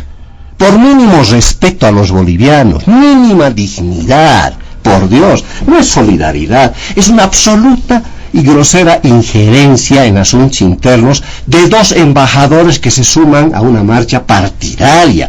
Por Dios, si toleramos eso, definitivamente no solamente que se evidencia de que no tenemos canciller, no tenemos cancillería, y lo primero que tiene que hacer es, entre amigos seguramente, por lo menos, pues que los llame a su amigo, a los presidentes de Nicaragua y al presidente de la Argentina, para que le jalen la oreja y se los lleven esos dos embajadores que definitivamente le han faltado el respeto al país y se los está tolerando de la manera más penosa. Y es una pena pues que se le pongan otro tipo de denominaciones a injerencias cuando se trata de amigos, ¿no? Ellos no hacen injerencia, hacen solidaridad. No, pues me parece que realmente estamos queriendo justificar cosas absolutamente injustificables. Yo espero que el canciller se ponga las pilas ante estos errores de diplomacia que no los podemos seguir tolerando hacia adelante. Es una pena que nuestro gobierno no esté reaccionando. Yo le pido al presidente y a su canciller que realmente cumpla con su obligación y mínimamente haga conocer, que diplomáticamente esto no es posible y no es tolerable de dos embajadores con semejante grado de injerencia. Ese es el tema, así que darle algún otro sentido histórico a esta marcha, y yo no le encuentro nada, a no ser que sea un tema interno. Realmente, don Evo Morales, ¿qué es lo que estará preparando para ajustar las cosas dentro del movimiento al socialismo, darle una señal clarita al gobierno? Yo no le veo ningún otro sentido a esto, además de los perjuicios que está provocando en la administración pública nacional para distraer a los funcionarios públicos del MAS. No hay referencia sobre el caso de la persecución política, brevemente. Eso básicamente bueno que se denuncia de esa forma, ¿no? Bueno, esto va a seguir, ¿no? Estamos, yo creo que en un ciclo de una vertiente violenta del MAS, pero estas persecuciones además están tomando un ribete medio complicado. Si ustedes se fijan los últimos acontecimientos en La Paz, en muchos lugares, grupos de choque del MAS que me están empezando a preocupar. ¿Qué está sucediendo? Cuidado, que estemos entrando a un tipo de régimen donde está utilizándose, estos grupos para generar violencia. En el siguiente tema vamos a ver, no solamente es violencia para patear en la calle a mujeres, a jóvenes que no comulgan con lo que tú piensas, seguir persiguiendo a opositores por todo y por nada, pero además generando violencia en la disputa política, pero además violencia armada, que es lo que está sugiriendo, que es lo que está empezando a emerger, y lo vamos a ver seguramente en el tercer punto. Muy bien, para abordar también este segundo punto, don Franklin Pareja, ¿qué mencionar? Gracias, José Luis. Bueno, tratar de buscar algunas similitudes, la marcha por la vida, la marcha por la dignidad, tierra y territorio, donde realmente estas fueron marchas en momentos de inflexión, que a través de esas luchas lograron transformaciones estructurales muy importantes para el país. Comunes denominadores: los iban a masacrar a los marchistas.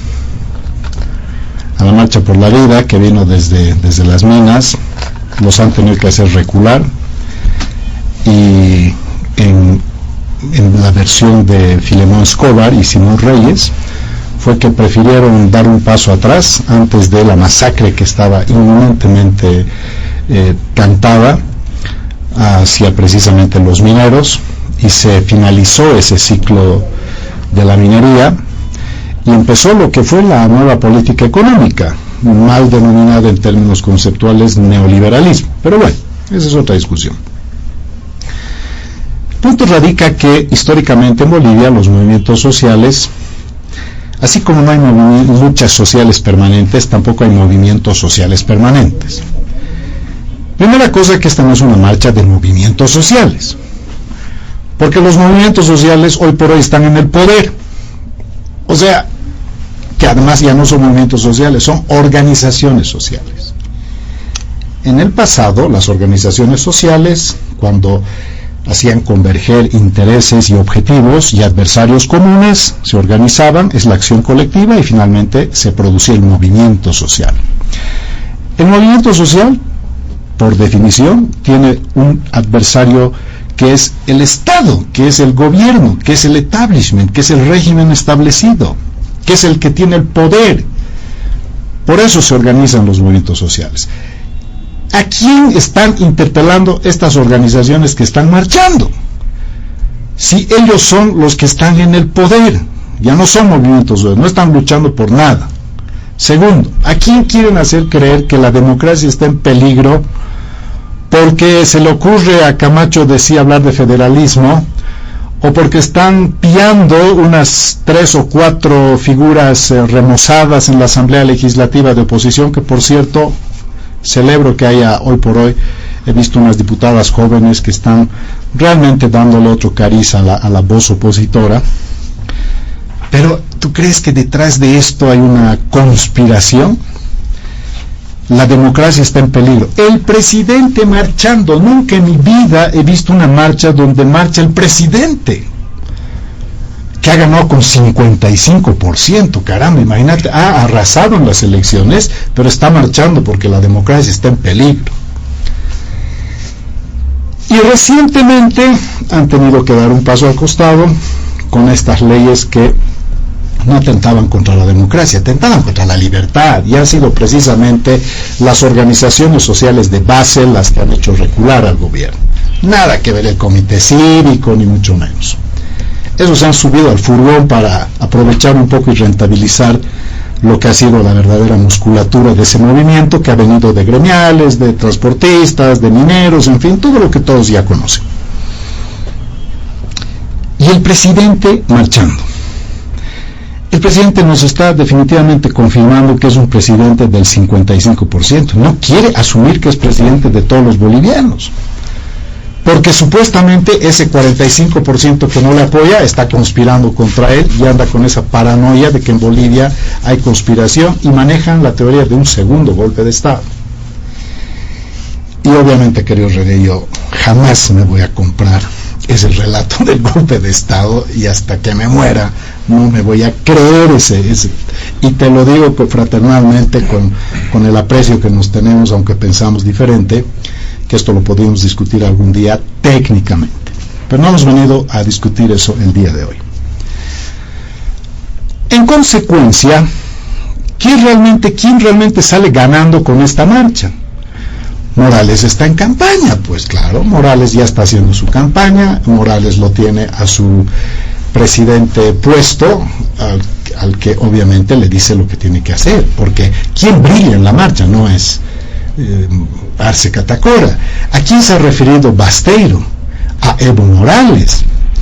El liderazgo está claro que lo tiene Morales, aunque también es cierto que hoy por hoy, con esto de la ciudadanía digital, de la democracia en línea, ya no te permite engañar como antes, ¿no? Te decían 500,000 están marchando. No, las redes son tan poderosas que sabemos en tiempo real cuántos están marchando, en fin.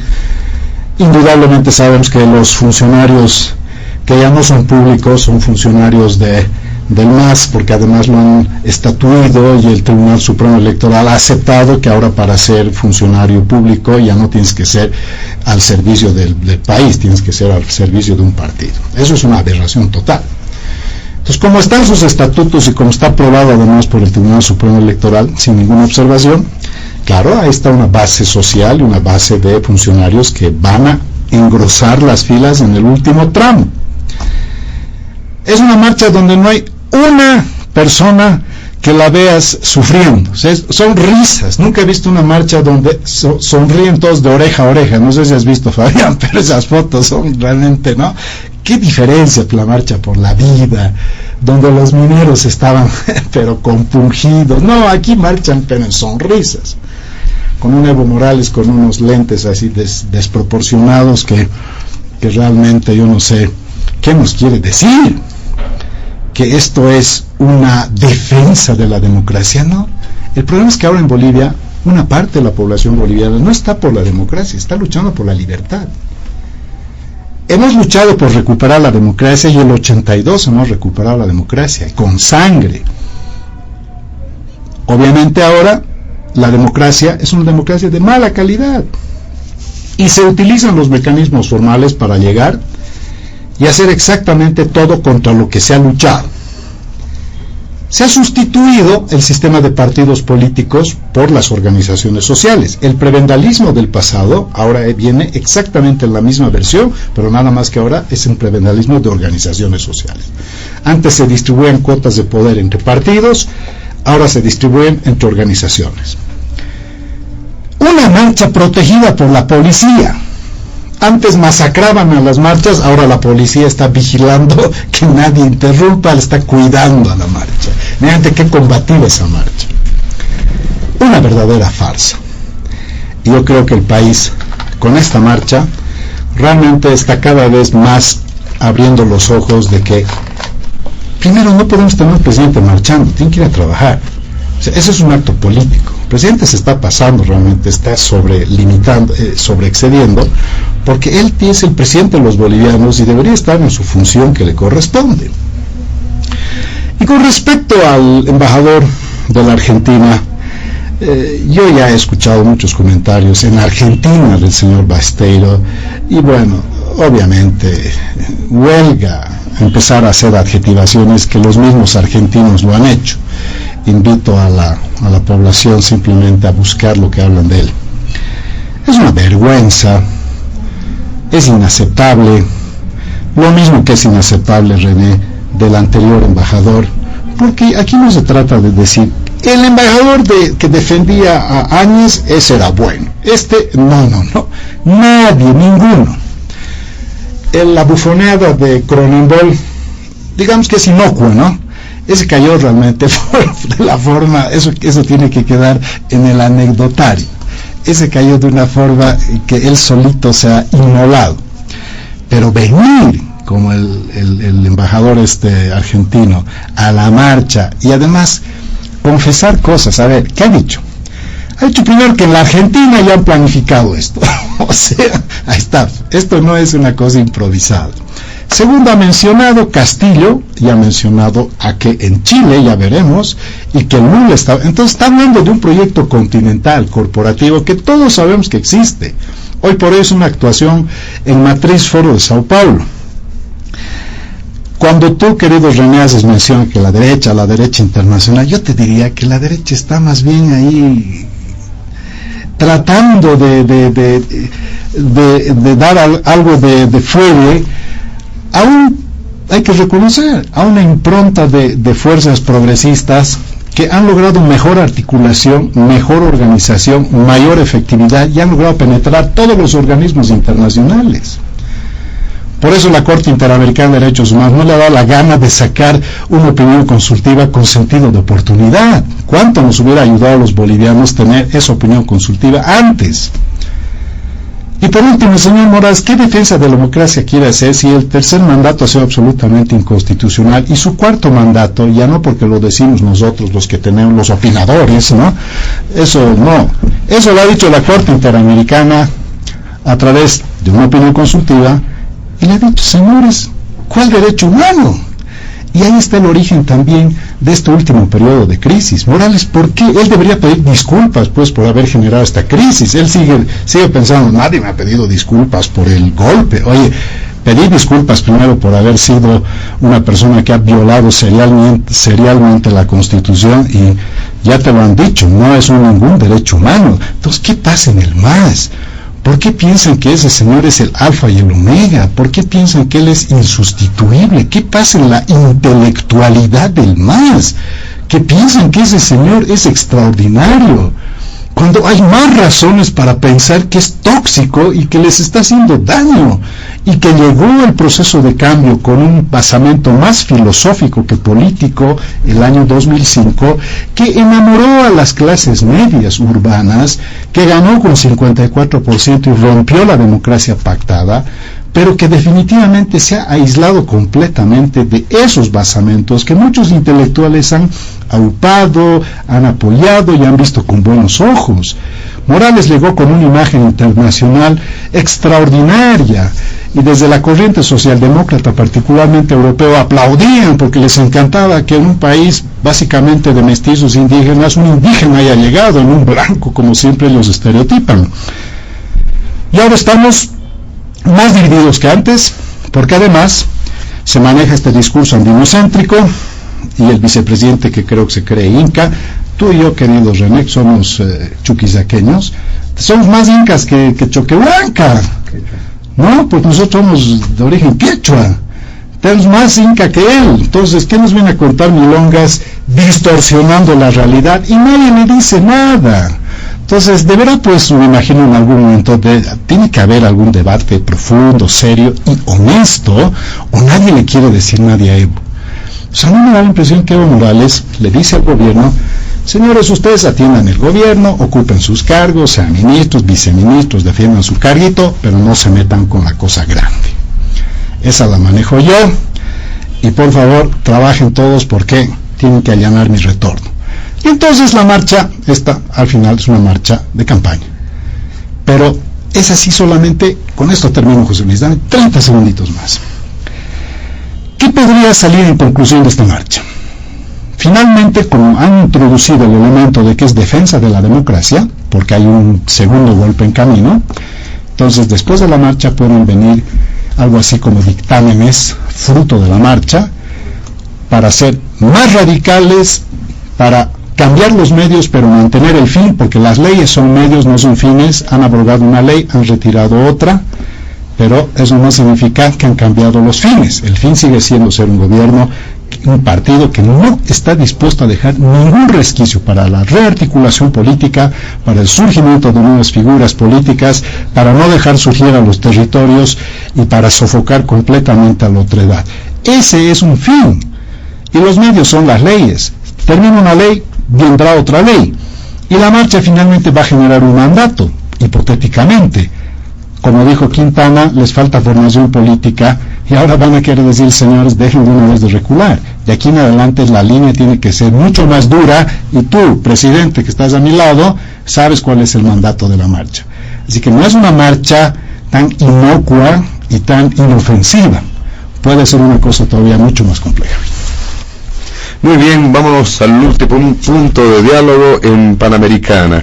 Y por la premura del tiempo vamos a solicitar a nuestros amables invitados reducir el tiempo de participación. 5 minutos, por favor, por participación. ¿Puede aprovechar en esos 5 minutos que le corresponde para responder? Que es 3 contra 1. Encaramos el último punto, que tiene que ver con el curso del caso Las Londras. Esto en función de las últimas acciones que ha desarrollado la policía, y obviamente esto es de conocimiento público. Obviamente desde el punto de vista un tanto reflexivo por el tiempo que tenemos para el programa. 5 minutos por participación, por favor, para concluir el programa. Adelante, don René Martínez. Voy a sacrificar el tiempo, como siempre, porque ameritan respuestas, particularmente estas dos últimas participaciones. Lamento las limitaciones de Fabián con esta lectura de peyorativos, y creo que aflora las frustraciones políticas y los malos cálculos que políticamente los dejaron aplazados en las últimas elecciones. Mi crítica no era a Fabián, sino una posición política. Pero ya habíamos adivinado, hasta el titular les puse: ¿habrá necesidad de destilar odio contra la marcha? Y Ramsés nos ha debido anticipar que la posición de Fabián no es para nada sorpresiva. Y creo que esto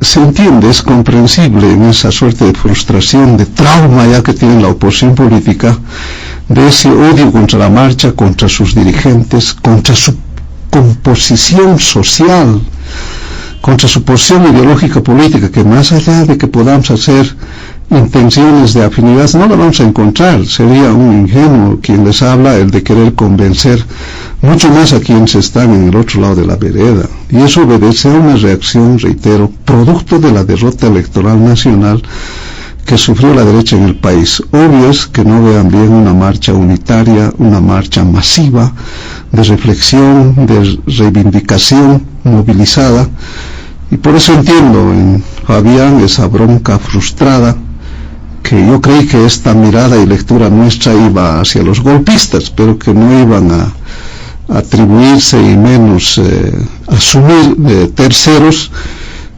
que en el caso de los golpistas hay razón de ser, porque tuvo que acortar tiempos para retornar al reencauce de la institucionalidad democrática del país. Lo que no puedo dejar pasar, y se lo repito también con el respeto que me merece Franklin, es que yo tampoco voy a asumir jamás una sucesión constitucional por algo que ha significado violación y vulneración de toda la Constitución, pero no solamente la Constitución, de los presupuestos legislativos, a sabiendas de que ese gobierno se ha decidido, el gobierno de facto, en la Universidad Católica. Por eso interpelo a sus docentes, a toda la intelectualidad boliviana, que no tuvo los pantalones de señalar de que una ruptura del orden constitucional es golpismo. Pero le tomo la palabra a Franklin, podemos irnos a un cafecito a discutir, porque eso no está en la agenda de hoy, y para ver todas las aristas, y estoy seguro que de ese cafecito tampoco vamos a salir convencidos, porque estamos ahí en miradas diferentes en nuestra lectura política. Pero lo que me llama más la atención es esta última observación de la marcha que hace Franklin, y reitero también, una marcha para ser válida tienen que estar llorando todos sus componentes, tienen que estar sufriendo todos sus componentes. Es una mirada que me preocupa. No sé si será el lastre que nos ha dejado el golpismo para poder tener y tocar en nuestra intelectualidad también que haya ese tipo de rasgos. Y lo que más me asusta, porque ahí ya me asusta, no solamente me sorprende, lo más grave es que ejemplifiquemos de que las marchas de otrora eran acribilladas, y que para que tengan validez ahora debiera pasar lo mismo, y así les creamos de que de verdad están por la defensa de la democracia. Estos son extremos que entiendo es producto de la lectura más contestataria, subjetiva, ante una posición nuestra que, reitero, en mi intención no intentaba tocar a quien está en la mesa, sino a ese posicionamiento desde el golpismo, porque se entiende pues que cada una de estas acciones sí son conspirativas, sí hay detrás de aquello, y mucho más cuando hemos vivido y hemos pasado y hemos transitado todos estos hechos, y que está en el país presente en los medios de comunicación. Muy cortito, en el punto 3, para satisfacer tu combinatoria, José Luis, que creo que estamos en el tiempo. Más allá de todo lo que se puede decir de esto, no tenemos la menor intención de justificar nada.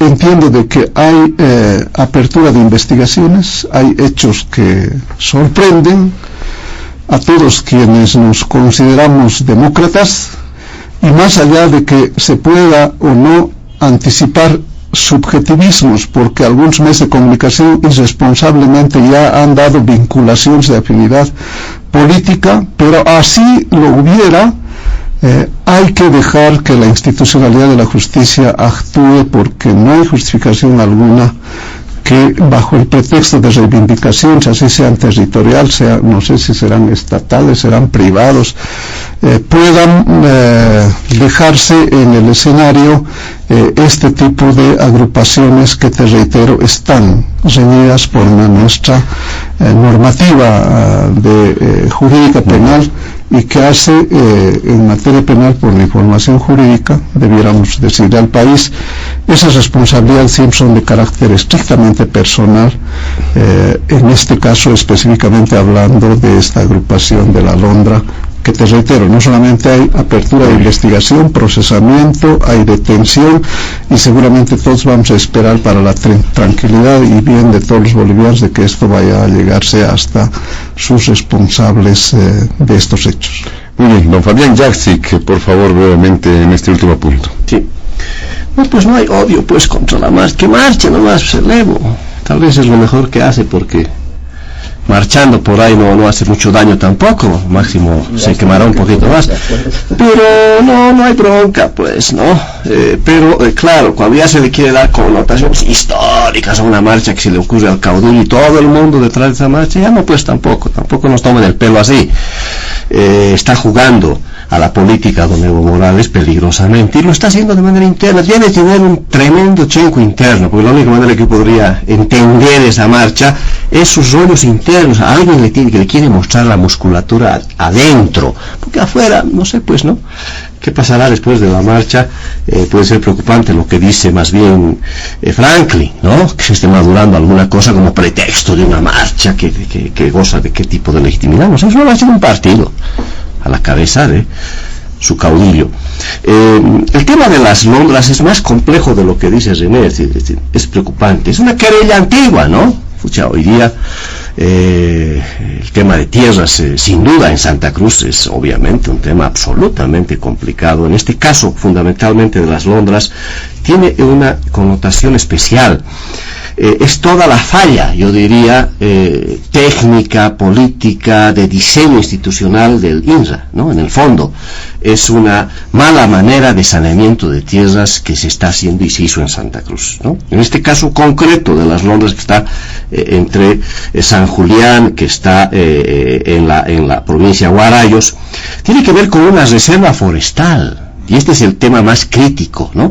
Son tierras fiscales. ¿Qué está pasando con estas tierras? Se han adjudicado hace años atrás a privados.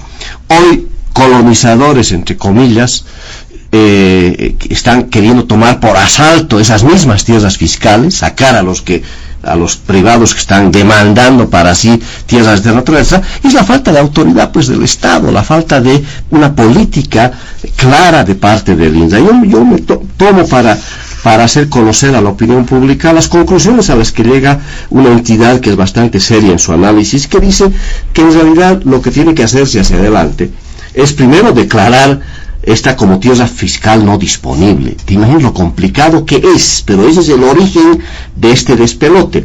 Y que claro, la protección inmediata y efectiva de tierras fiscales sigue siendo un tema de debate, especialmente por el accionar de privados y de colonizadores.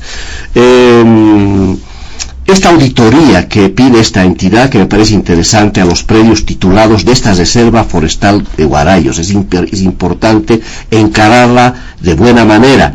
Y por supuesto, una reestructuración del INRA. Realmente llama la atención cómo el INRA Santa Cruz prácticamente se han vuelto cómplices de esto. No tienen un resorte institucional para resolver un tema tan complicado que políticamente manejarlo como se lo maneja puede ser muy explosivo. Detrás de todo esto, por supuesto, hay un tema demasiado delicado para que además tengamos una institución como el INRA que está jugando a la política en vez de un trabajo técnico que tiene que hacerse en términos de precautelar fundamentalmente las tierras fiscales en el país. Muy bien, para finalizar este último punto también le damos la palabra a don Franklin Pareja. A ver, antes rapidito a René, no es precisamente las sonrisas de los marchistas lo que más me ha llamado la atención.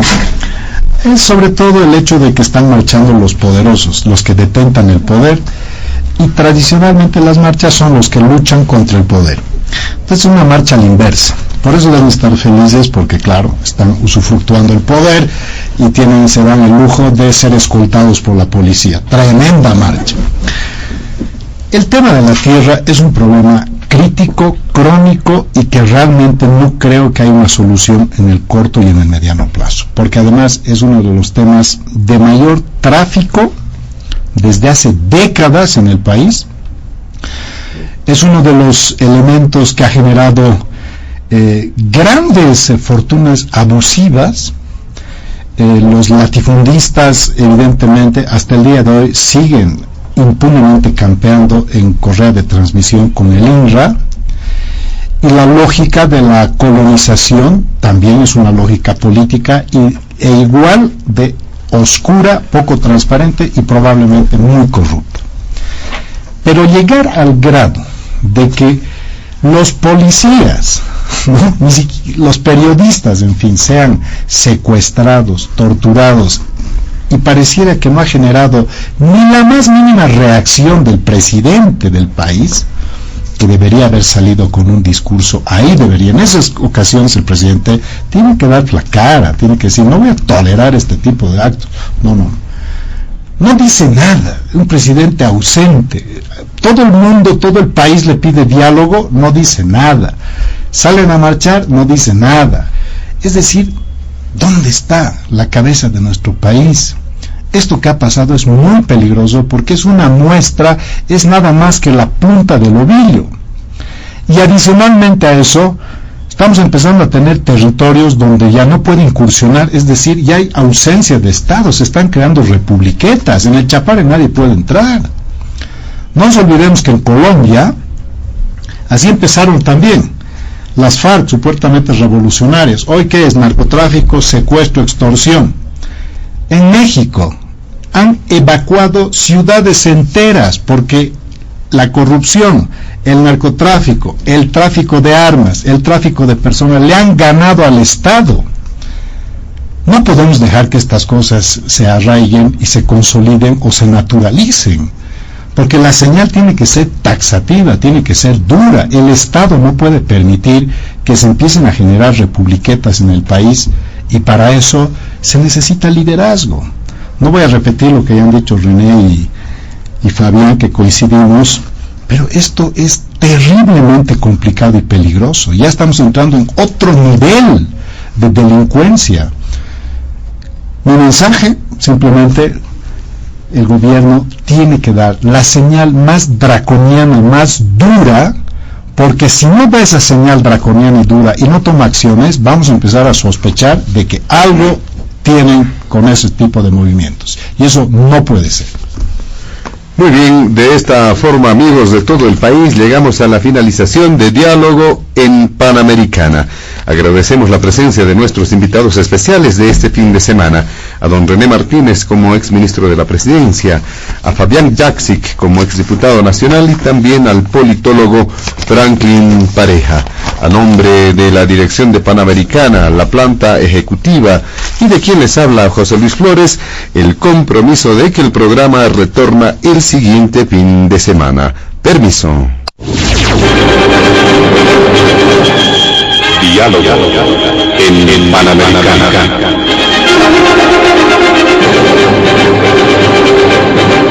La radio agradece por la atención prestada al programa de hoy.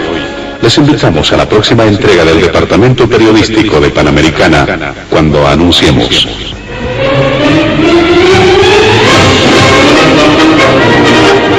Diálogo en Panamericana.